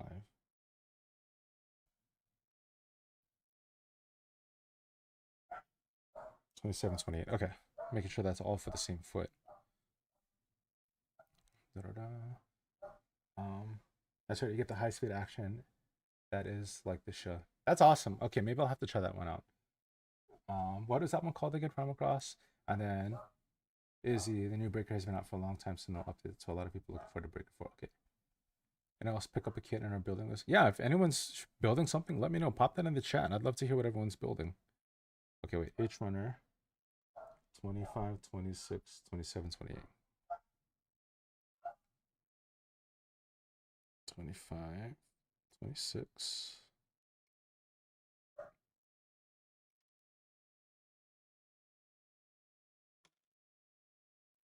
27, 28, 25, 26, 27, 28.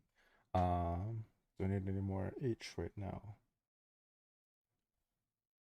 9, 10, 7, 14. 7, 9. Where's 10? 10.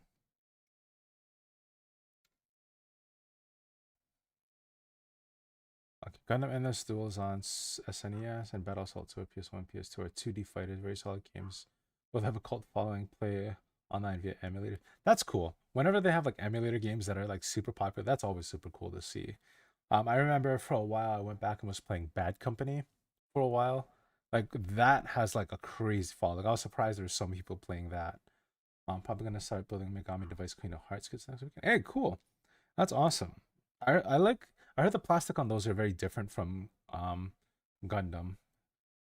I built one and it was a while back. Was it Megami device. I can't remember. But what are your thoughts on the plastic on those? Oh, H8. Yeah.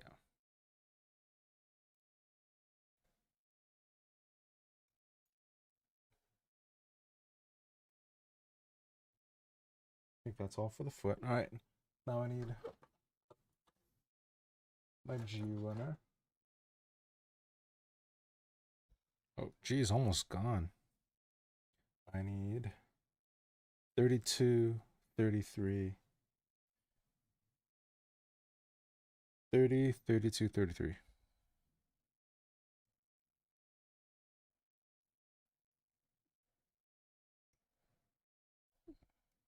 Yeah, that's not right. 30.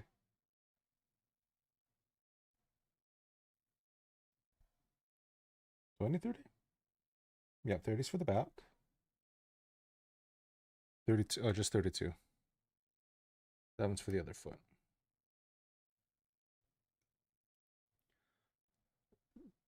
Sats require more care, but they come together beautifully. Let's compare the like MGs, but much smaller parts. Yeah, because they come out to be about the height of an MG, right? Maybe a little bit shorter. I have 0 for Mega Man, 0 Monica started a long time ago, gave it since the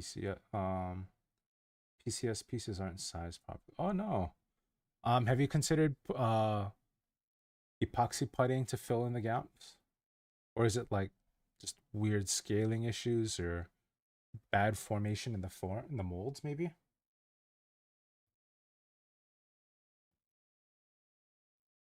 Did I get H9? Oh, did I get H9? I think I missed that one. No, I got that. Do I need 11? Oh, H14. That's what I'm missing. I knew I was missing something. Okay. H14. Oh, I need my D runner. D8s and 7.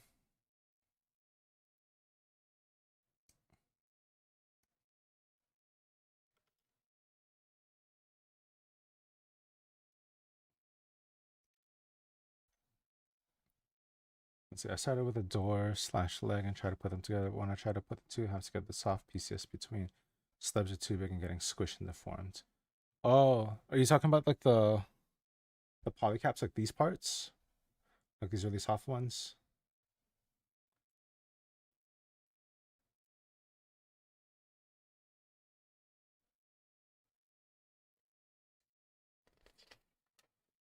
I need 9 for the foot.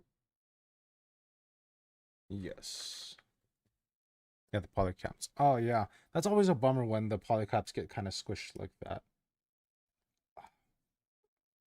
And it's always hard to because depending on what the issue is will determine on whether or not you either cut the polycap a little bit or if you kind of shave out the space for them to belong. But yeah, that's always a pain when you like squish the polycaps. That's so bad. Especially when you like squeeze it and then they deform and then now your piece is floppy because they deformed. Oh, that's always the worst.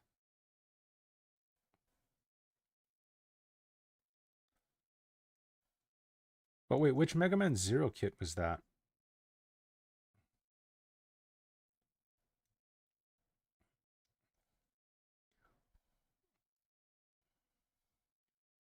I got the hobby store for the first time. Gunpla with two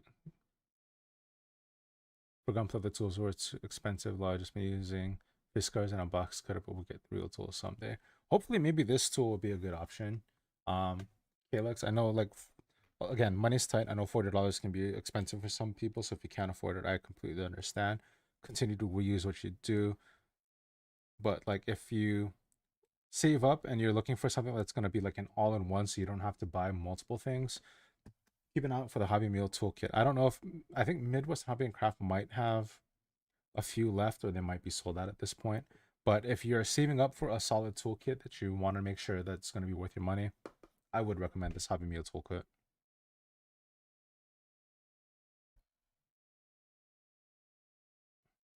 Um, it's not the newer MMZ kit. Okay.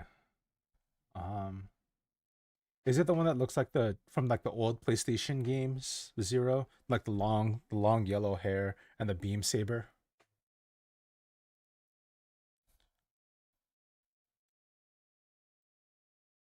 Yeah, Hobby Mio, Mio. Do I have the insert? Ma'am, Hobby Mio. So I partnered with Midwest Hobby and Craft. Um, I recommend shopping through them because they get things out really quickly. The owner is a builder. He's literally just like him and his wife kind of running the store out of his house. They get things out lightning fast. And again, he's a builder too, so he understands like what builders want or need and things like that. So I that's kind of why I partnered with him, because he's just, one, he's a cool dude, and two, he's really just trying to there to kind of support his family with his company, you know. And so whenever he has some cool stuff, I'm always happy to buy something, review it, and then point people towards the shop. But yeah, big range, big range. You go love Hobby. Yeah, like I have, you have no idea how many hobby. If you're not used to my channel, you have no idea how many Hobby Meal things I actually have. Because on top of this Hobby Meal tool set that I'm reviewing, I have the desk vac that I need to replace the batteries on because I've used it so much. This desk vac here, Hobby Meal. In the back corner, I have my paint station. Let me change my cam here. Transition over. I have my paint station here, this little stand, right? Then in the back corner there, that's my Hobby Meal paint mixer. My Hobby Meal paint mixer back there. Yeah, so, and then I also have the desktop dust vac that I use for my for like when I was doing my resin kit. That thing was awesome because then I can make sure that I still wore a mask, but I can make sure that there's not a lot of extra dust floating around while I was building. So it was kind of nice to have that there too. But yeah, Hobby Meal, love all of their things. I don't think there's been one thing that I've been really like, this isn't um a good investment. Almost everything, I think everything that I've bought I've thought was really good. Oh, their number one thing, their paint markers, their water-based paint markers, game changer. Because you can paint over paint and not ruin the lacquer below. Because a lot of the markers, like the Gundam markers, are alcohol-based. And so when you're painting with the alcohol-based markers, there's a chance that the alcohol will affect the paint beneath. And when you try to remove it, you can potentially remove the paint underneath it as well. So the fact that Hobby Mio came up with water-based paint markers, game changer. Those are probably like, that was probably one of like my biggest videos when that first came out. Like people were like, "Oh wow, this is cool." You painted the logo on a Hobby Meal vacuum. I left mine kind of plain. I just, for me, it was just kind of like I could just use it right away. And it was collecting nubs in a container. I do that because it's easier to clean up. Forbidden Sprinkles. I know Forbidden Sprinkles, you're a Millennial Model Mayhem enjoyer. I do not. I throw all my sprinkles away. The temptation is too great for the Forbidden Sprinkles. I must exercise self control and throw them away. But I do know people that use the nubs to make sprue goo, so that if they ever need to do some seam line removal, they can make some cement that's the same color as the pieces. So people do that. Like, hey, good for you. That's not my thing. The temptation to taste the forbidden sprinkles is too great.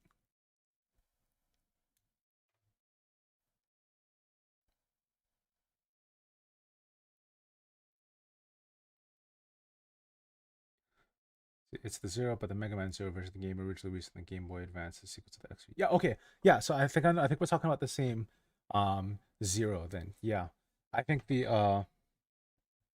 I think, yeah, I wanted to get that kit too, but um yeah, those are expensive. And it's unfortunate if that you have an issue like that with the polycaps. Oh man, that's disappointing. Okay. I'll have to keep an eye out for it. Because I did do a Mega Man X kit. That's the one that I did like the candy paint on. I actually sent that over to Hayden from Midwest Hobby and Craft. I sent that over to him for his son because his son really liked the kit. And his son painted me colored in a picture for me and sent it with one of the kits that I bought a while back. So I had it up on the foam padding, but it couldn't keep. So I had to put it up on one of the walls that's like off camera, but then it fell off the wall. So now it's sitting on top of my fridge for now. I gotta get magnets for the fridge, but I don't want to damage it because it's been through a little bit.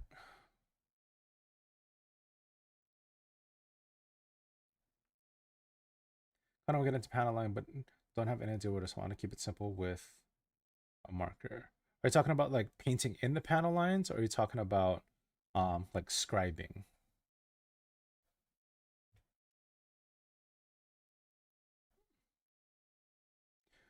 There's an error 0 keep, so keep that in mind. The one I have is an older one. I'll give it another go eventually. Yeah, hopefully you can figure out how to get the polycaps to fit properly where they should. I would say if there are mostly socket joints, you probably might have to just trim them up a little bit. So then that will fit. Painting in the panel line. So if you are painting the entire kit, I would say honestly get the enamel, the what is it called? I see the jar, the Tamiya panel liner. That will probably be easier than using the marker because depending on the marker, again, it could be alcohol based and that could ruin the paint. But if you're using the Tamiya panel liner over a painted kit, that'll be more than sufficient and it'll be a much easier learning process.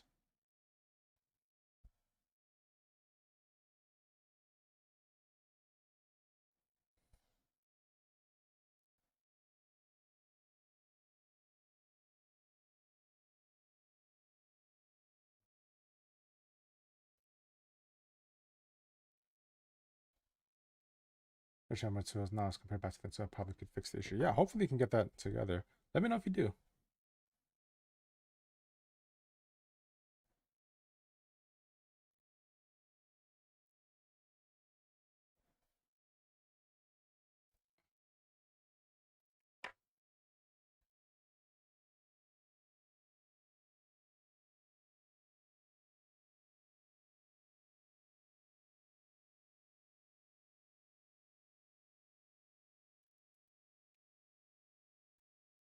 Okay, wait, Izzy, I have another question for you.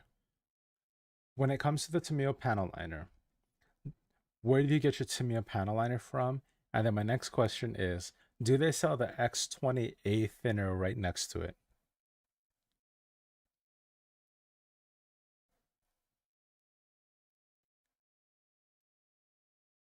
No payment kits, so that won't be a concern. I don't plan on doing painting, maybe minor color correction with Gundam markers, but that's it. Okay, yeah, that's perfectly fine. Then in that case, yeah, I would recommend the Gundam markers. Those things are perfectly solid. I did like a whole video. That was probably like my first video that really kind of took off was how to use the Gundam markers for panel lining. Those things are solid. And there was the it is a Mr. Hobby brand pour type marker. If you can find that, that's also a really solid one. No idea, never panel lines. I don't have anything for panel line. Yeah, so give me a minute. I'll be right back. I'll go grab my panel line markers.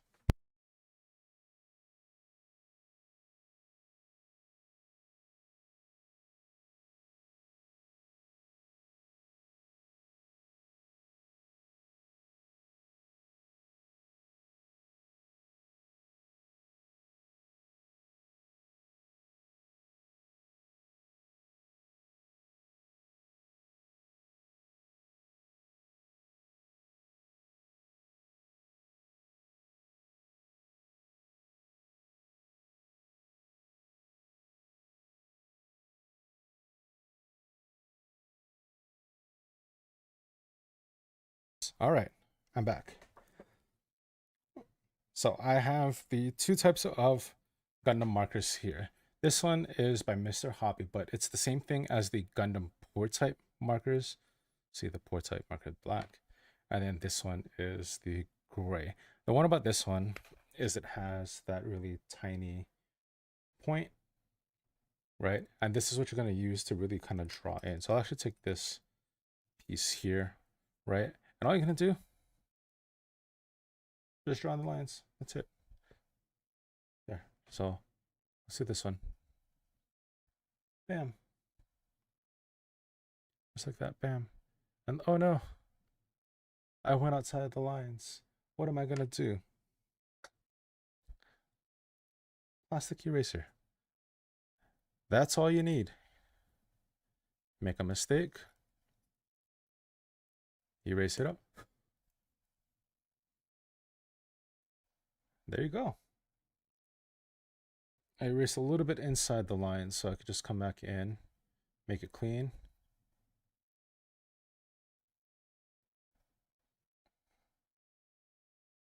That's it.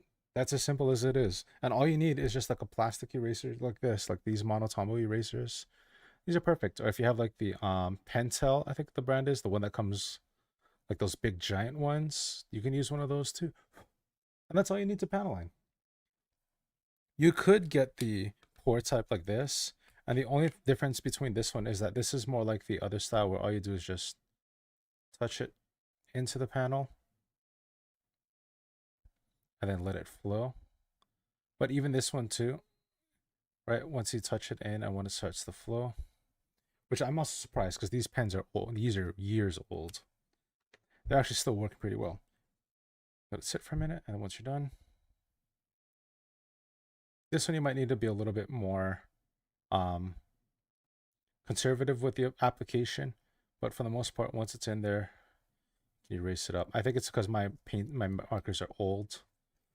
But yeah, all you gotta do is, I think this one you just let it sit a little bit longer. Basically erased all of it, but yeah, touch that in, let that sit. I'll come back over here. I'll work on this piece. I'll clean this up. But I mean, yeah, that's all you really got to do for the Gundam markers. And that was probably like the first video that really kind of took off for my channel, was just like, oh, how to use the Gundam markers. And like people liked it. And I think people still watch it to this day, which is awesome.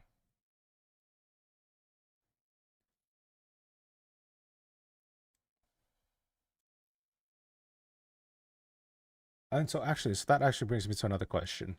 Um, I want to thank you guys all for being here, but I also want to ask which video was like the first video of mine that you saw. I'm always curious to see like where people came from or how they got recommended to my channel. Because I think most people that are following came from like one of my tutorials or one of my walkthroughs, right? But then they kind of saw some other stuff and then stuck around for like the mental health videos. But I don't think a lot of the people that are super into it was like are here from initially from the tutorials and not from the mental health side. You can use cheapo acrylic paints for panel lining. You just want a super thinner. Yeah, so I actually did that for one of my first fully painted kits. So if you go on my Instagram, there is, or actually if you go back to my YouTube videos, there is the messer that I did. And I actually made my own panel liner, like the light green color. I made that basically exactly how you said, prime across, where you just thin down acrylic paint, like super watery, but put it in, clean it up real quickly, and it was done. Now from Nub tutorial series was because I was trying to compare and learn how to use the eraser set. Oh, was it my balancer review? Because I don't know if I did a full racer review. I can't remember.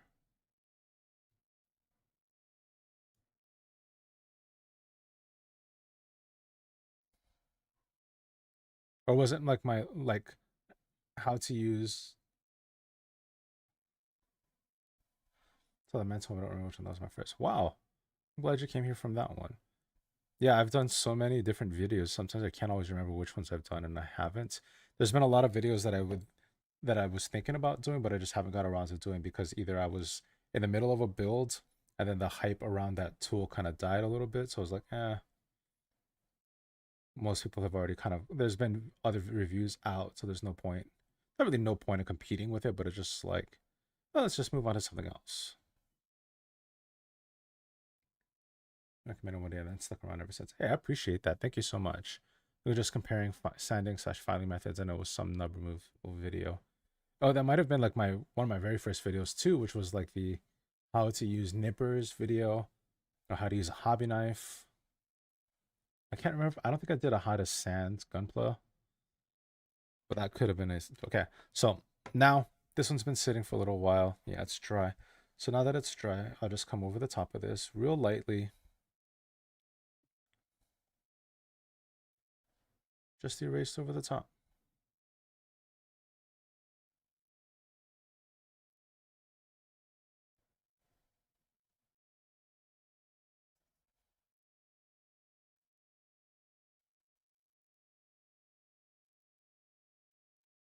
And there. You can see the darker black versus kind of a lighter gray on this side. When it comes to panel lining, which color should you use? I personally like to use black for everything. The reason being is that it kind of gives more of the iron blended orphans sort of aesthetic because it has like a really high contrast between colors. That sharper change between the gray and the black, especially when you put the black over things like yellow or red, it makes a much stronger contrast. So generally that's why I prefer black. But if you want a softer tone, you can use the lighter gray for the darker sections. And then for something the pink like this and even yellow sections, you can use the brown marker. But if you want one that'll be kind of for everything, you can just get the black, and that'll be more of like a like kind of a grittier look to it. Uh, and I don't know. I think YouTube pushed the worst time to build video, and that's how I found your channel. Yeah, you recently came on. I think that was the first time I saw you commented about it, and you were saying like how it was a good replacement and how it kind of helped you. So yeah, thank you for being here, Calix. Appreciate you coming on. I'm glad you found my channel, and I hope that we can continue to see each other like this. I want to try to stream more. I'm having an absolute blast today, so hopefully I'll get to more streams going. But I want to try some late nights for work, but if nothing else, I can at least try to keep the weekends open so I can stream that. 2:37. I am not going to finish this leg by 3 o'clock.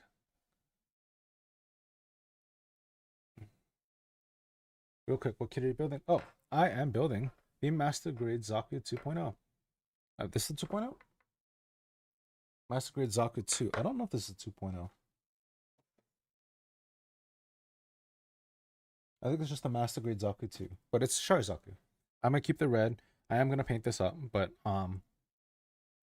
it is the Master Grade, the dying breed of Master Grade. And actually, this has been like the first kit that I think I'm gonna like completely finish in a while. The last kit I finished like completely was probably the inverse aerial that I did a while back, and I've kind of just been like trying to experiment with a lot of things, but also part of it was been taking my hobby back for myself because making videos kind of took away from my own mental health of where model kits have been, and I was just kind of like, I need to kind of take my hobby back for myself. So that kind of took me some time away from building for videos, but now that I'm in a good place, I've got more or less a handle on my stress. There's still new stress because I'm still working a new job, but I took my hobby back until I was in a good place, so now I can start sharing my builds with you guys. And I figured the fun way to share with you guys would be do some live streams. Sundays are your dedicated days for building every week. I'll see if I can make Sundays a regular thing. Um, I work a full-time job on top of this. I'm not a full-time YouTuber. I would love to keep Sundays, but there's a lot of times where I gotta have like chores to get done. Sundays is usually my Costco run days. I get the food for the week. Today I didn't go. My wife is gonna have to starve this week. Sorry, sweetie. But I would try to make I'll try to see if I can make Sundays a regular thing. I'm just glad to see so many people here chatting with him. Which blade are you using and where'd you get them? So I'm sorry I asked so many questions. Yeah, no problem, dude. I appreciate you asking because there's other people that might be asking too. This is the blade that came with the Hobby Mio Tool set. This is the one that comes with their fixed, they have their blades here too. Right, so this one came with like the 30 replacement blades here. Oh, what's cool is it also has like a disposal section. So all the blades sit up in this section here, and then I just throw the excess down into these tool tubes here. But yeah, I enjoy it. And then yes, I also have tons of friends to hang out with too. I got other friends to catch up with too, such as Hawaiian Cobra. Who, if I do start to play games on Sundays, he would probably be one of the guys you'll probably see pop in here. He was the guy that I called when I was having technical issues at the beginning of the stream. If you're here for that, to understand the grocery money needs to be used for to fuel the gun. It's not an addiction. It is our mental health.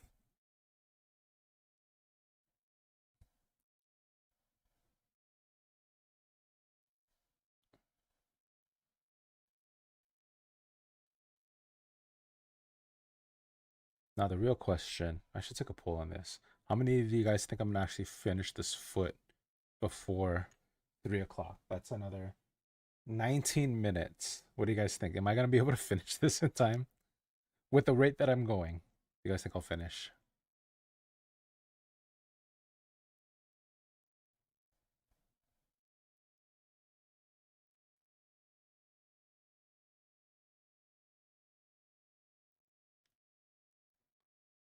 That's done.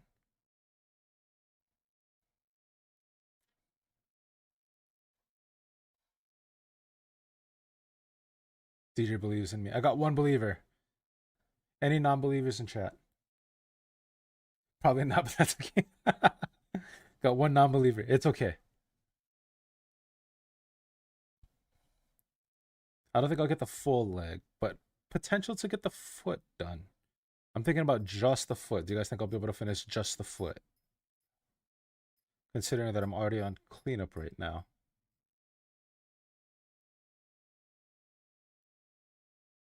Skew the poll by asking to get something else like I did the Panama markers. I'm more than happy to like make demonstrations like that, you know? Again, if there's people that, if you're ever, there's anything that you want to like learn about or that I could show you while I'm here, I'm more than happy to put something like that together.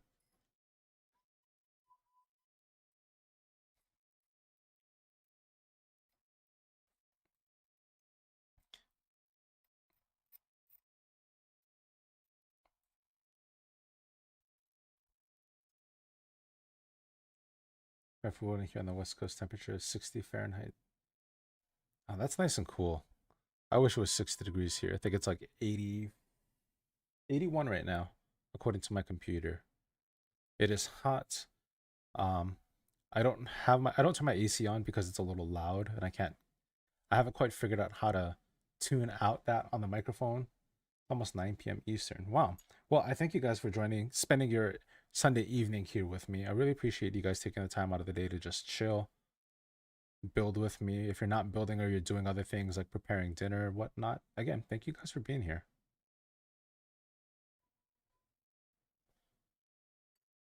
I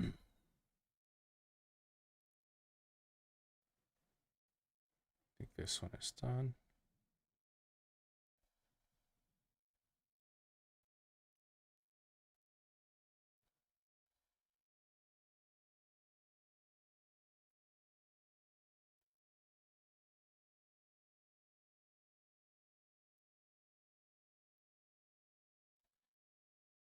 It's about 8 here in MS. Is that Minnesota?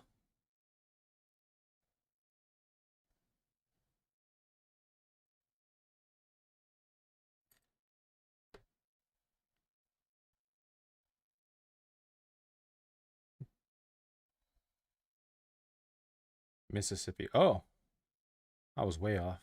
What's the temperature like in Mississippi right now?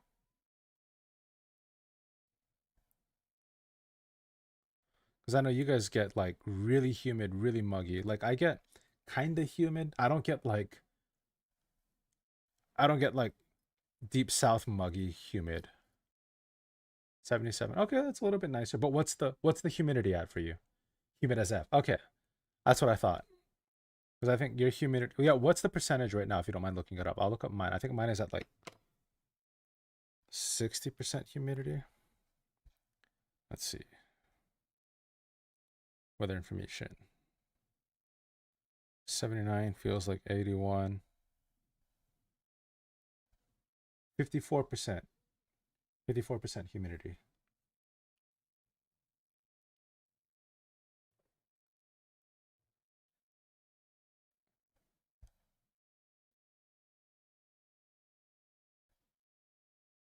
%. Oh, I do not envy you. I know it's cooler, but I know that humidity is rough.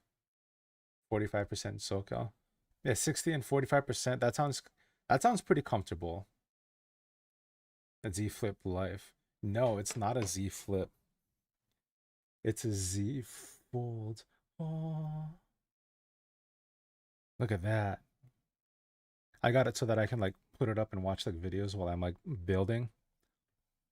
I know I have my computer here, but for the most part, like I use my phone, especially like when I'm out and doing other things. Like when I watch dishes, that thing is awesome because I just put it up in front and it's a nice bigger screen than um my phone.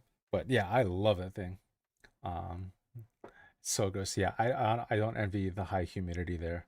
I would, and at 80%, I couldn't paint because that's too humid. I still have to do construction in the morning. What time is it for you? You said 8 o'clock.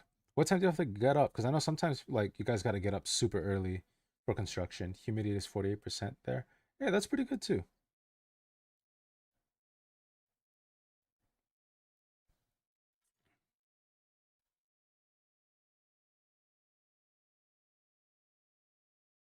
4:30. Okay, 8, 9, 10, 11, 12, 1, 2, 3, 4. That's 8 hours sleep. A little less.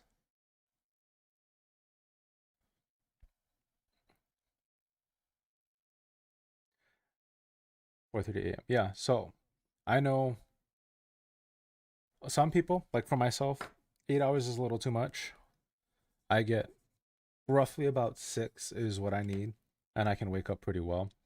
The thing is, if I go to bed later, it doesn't matter if I get 6 or more. I'm always just tired. So, but if I go to bed right at about midnight and I get my 6 hours, I'm pretty good for the next day. Sleep is a big deal. Oh yeah, sleep is a huge predictor of like health long term. If you get good night's sleeps or not.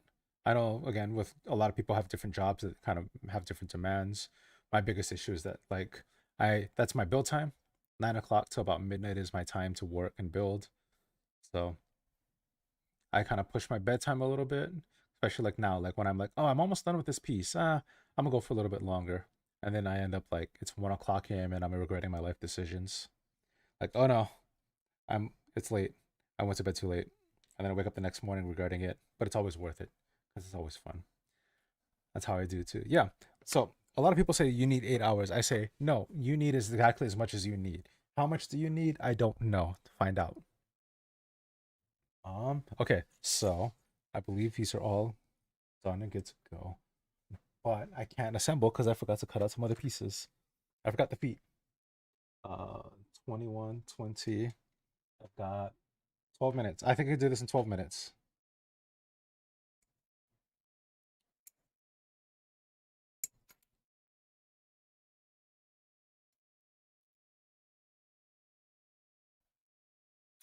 Do we still have believers in my chat? Magic numbers like 7-ish hours. Yeah. So some people like have like different sleep schedules. I know some people have really difficult time sleeping. Like Mr. Cobra over there. I know he has difficulty sleeping. I will say though, I don't know if any of you guys watch Healthy Gamers. Um Dr. K, like his advice on sleep is something that I wish I could do every night, but I can't because it's expensive. But AC, weighted blanket, pitch black, I am out fast. Some people need a little bit of ambient noise. No. AC, pitch black, weighted blanket, I'd be done. It's game over for me. I'm out. But some people like they need it warm, but personally for me, I like to be able to like cuddle up under the blankets, but I can't always turn the AC on because it gets expensive to run it here. But on the nights where it's nice and cool and I can just curl up under the blankets, oh man, I sleep so well. All it is caffeine, a singular Oreo, and Char. I was sleep mask and a weighted blanket. Yeah, I know some people like this pressure sleep. I have one of those migraine headache things that you like. It's like neoprene, but it's elastic.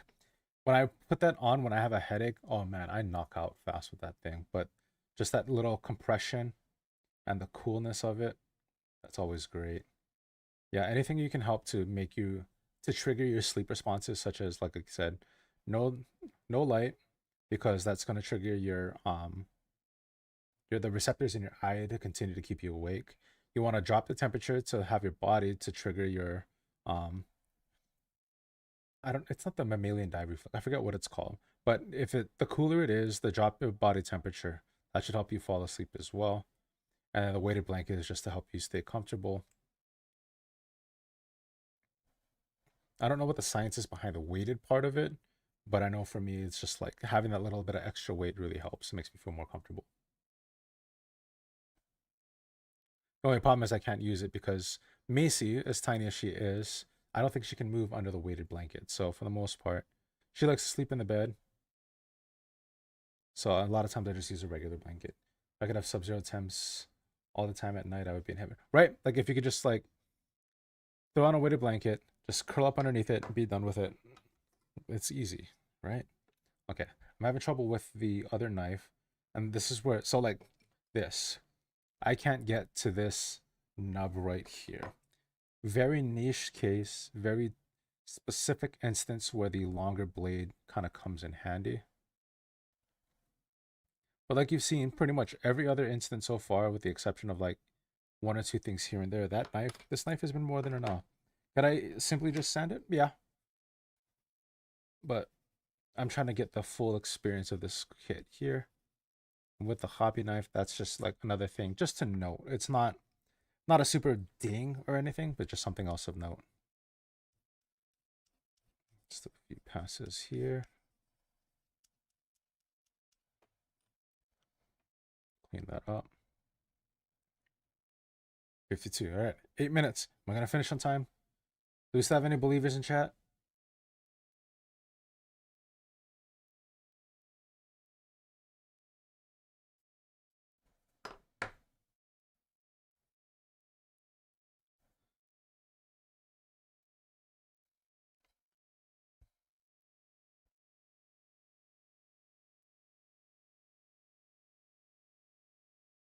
DJ believes in me. Thank you, DJ. Primacross called it. What did you say again, Primal? What did you say? I must scroll back up. Say I can do it. You believe in me? Yeah, you did say you believe in me. Okay. I already looked back in the chat. I saw. You believe in me.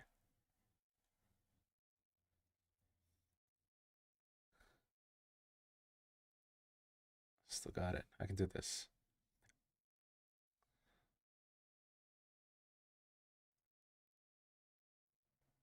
Man, I wish I could have kept up my stream analytics. I want to know how many people are here chilling with me. But again, for those of you who are here chilling, thank you for joining me. For those of you for chatting, thank you for chatting. It's been great chatting with you guys. I had fun. I hope you guys had fun too. Hope this was a great stream experience for you guys. I will continue to improve to make it more enjoyable each time going forward. Izzy hasn't decided if he should believe or not. Okay. That's done. To the other section of the foot. That's what it says. Of chat 14 people. Hey, awesome. I'm glad to have 14 people here. And again, even if they're not all chatting, I'm just glad they're here hanging out.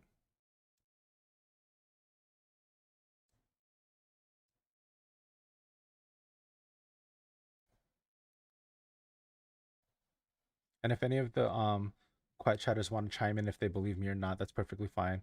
You won't hurt my feelings if you say you know you don't believe in me, because let's face it, you guys saw how long it took me to do the waist section. It took me 3 hours to do a waist section.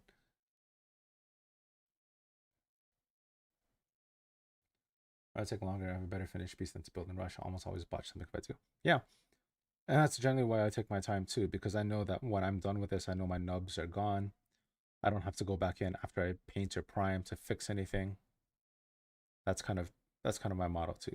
Do it once, do it right. Or do it right, do it once. I'm not sure. Do it right the first time.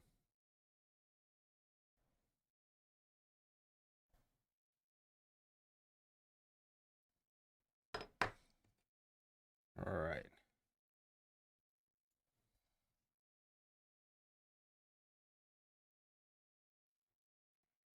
Let's use the hard rack one for this part.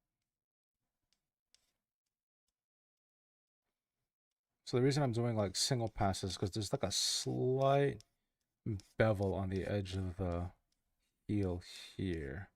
I just want to make sure I keep that bevel nice. Okay. Let's get my other streamer friends. I can always watch replays to catch them live. I'm gonna try to take time for a live for everyone. Yeah, I appreciate you taking the time to. And if you guys are busy and you guys can't catch it, that's perfectly fine too. I don't mind. I know everybody has things going on. Life happens. That's fine. But if you're here and you have some time and you want to just chat, hang out, build, have like a build buddy, come hang out. Sorry. D6. All right. Let's see if I can get this assembled. Wait, let's just check everything. I know these two are done.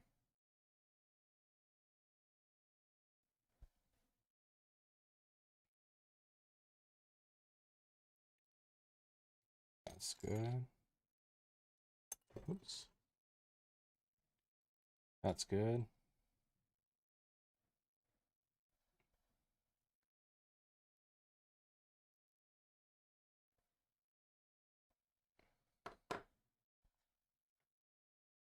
Thought about streaming up and building seems like long keeping interest in being attracted. Maybe says no. I think like it depends.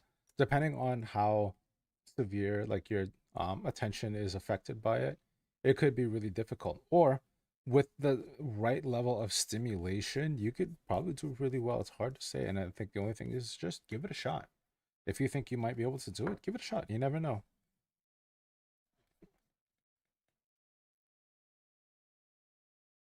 Okay, that one's done. 3 minutes. Okay. Oh no.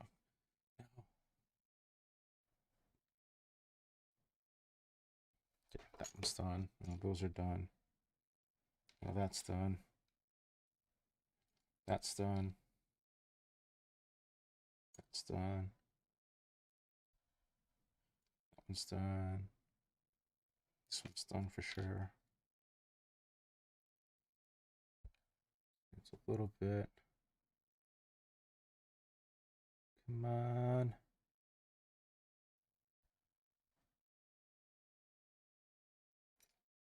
That's done.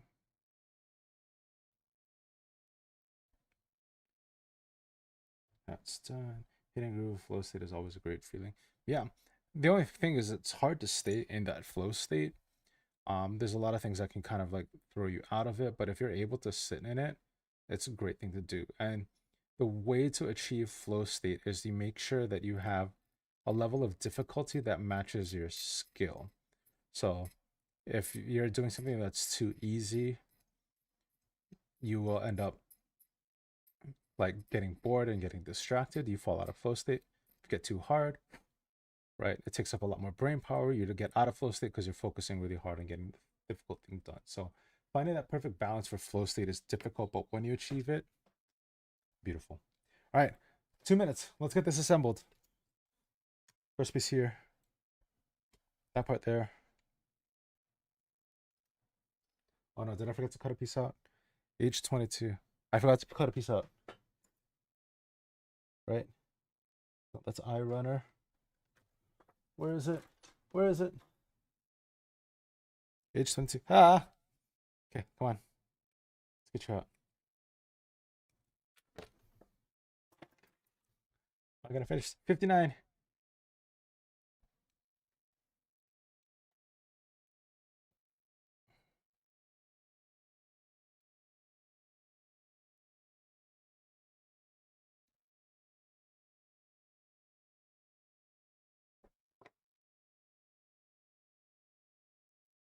No. If I didn't forget this piece, I could have had it. I could have been done. I could have made it. Non-believers. Believers, I'm sorry.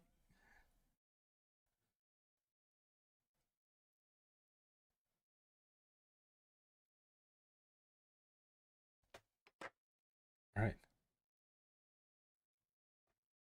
That's in. Which way is it? That way.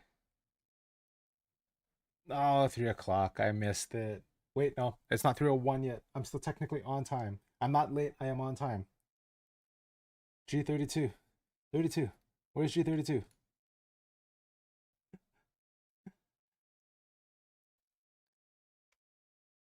I'm not late. I am on time.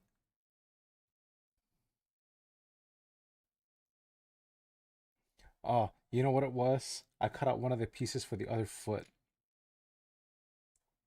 No. The correct one. Yeah. There's that. Then there's that. Then I need this piece. Then I need this piece. Then I need. Oh, that goes there. I believe this one here. Ah, no, it's 301. I am late. I did not finish it all together. Oh, well, that was fun. Racing the clock. Yeah, so I ended up cutting a few pieces out extra that I didn't need to cut out. It's okay, I did my best. I did my best. I did my best. I cut out a few extra pieces that I didn't need. So like I cut out this extra, but this is for the other foot. Right, so I'll put that off to the side. I need this section here. This goes in like that. Less work later. It's okay. Did the best luck work later. Yeah, yeah. I'm having fun with this. Mostly just like, ooh, that's stiff. And see this one too. I cut out another piece right there because I was kept looking back at the manual and I kept cutting out extra pieces there. It's okay. Less work later feature with my thank. But yeah, I know for sure that I'm not gonna have to come back in and clean these nubs up. Let's get this. Why this little bit here doesn't want to sit straight?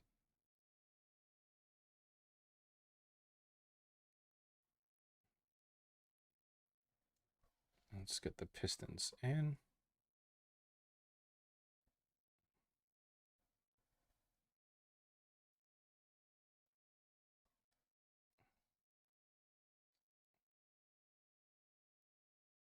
There we go. And then the toe piece. All right. We got our foot done. Oh, let's stretch out the back. That's one thing I need to work on myself. I banana back a little too hard sometimes when I'm building. Take some time to stretch. Oh. All right, let's bring the back to the front here.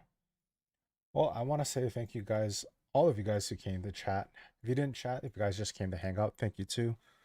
Really great to see all of you guys here in chat, seeing all of you guys just sharing what you guys have going on, sharing on all the kits you guys have been building. So, the bottom of my heart, thank you guys for being here. Again, if you didn't chat, thank you for just hanging out. It's glad to have people just chilling and building with me. So, hopefully, maybe next time you guys can come out, chat with me too. I'll let you guys know when my next stream will be. I'll try to see if I can shoot for next week's Sunday, but keep an eye out on Instagram and YouTube. I'll probably post. I'll try to see if I can also catch TikTok as well. But thank you guys all for joining me. Appreciate you guys for being here. Have a wonderful, wonderful rest of your weekend. Or if it's Monday for you guys, have a good rest of your week. But as always, take care of yourself, take care of each other, go do what you love, and I'll see you in the next one.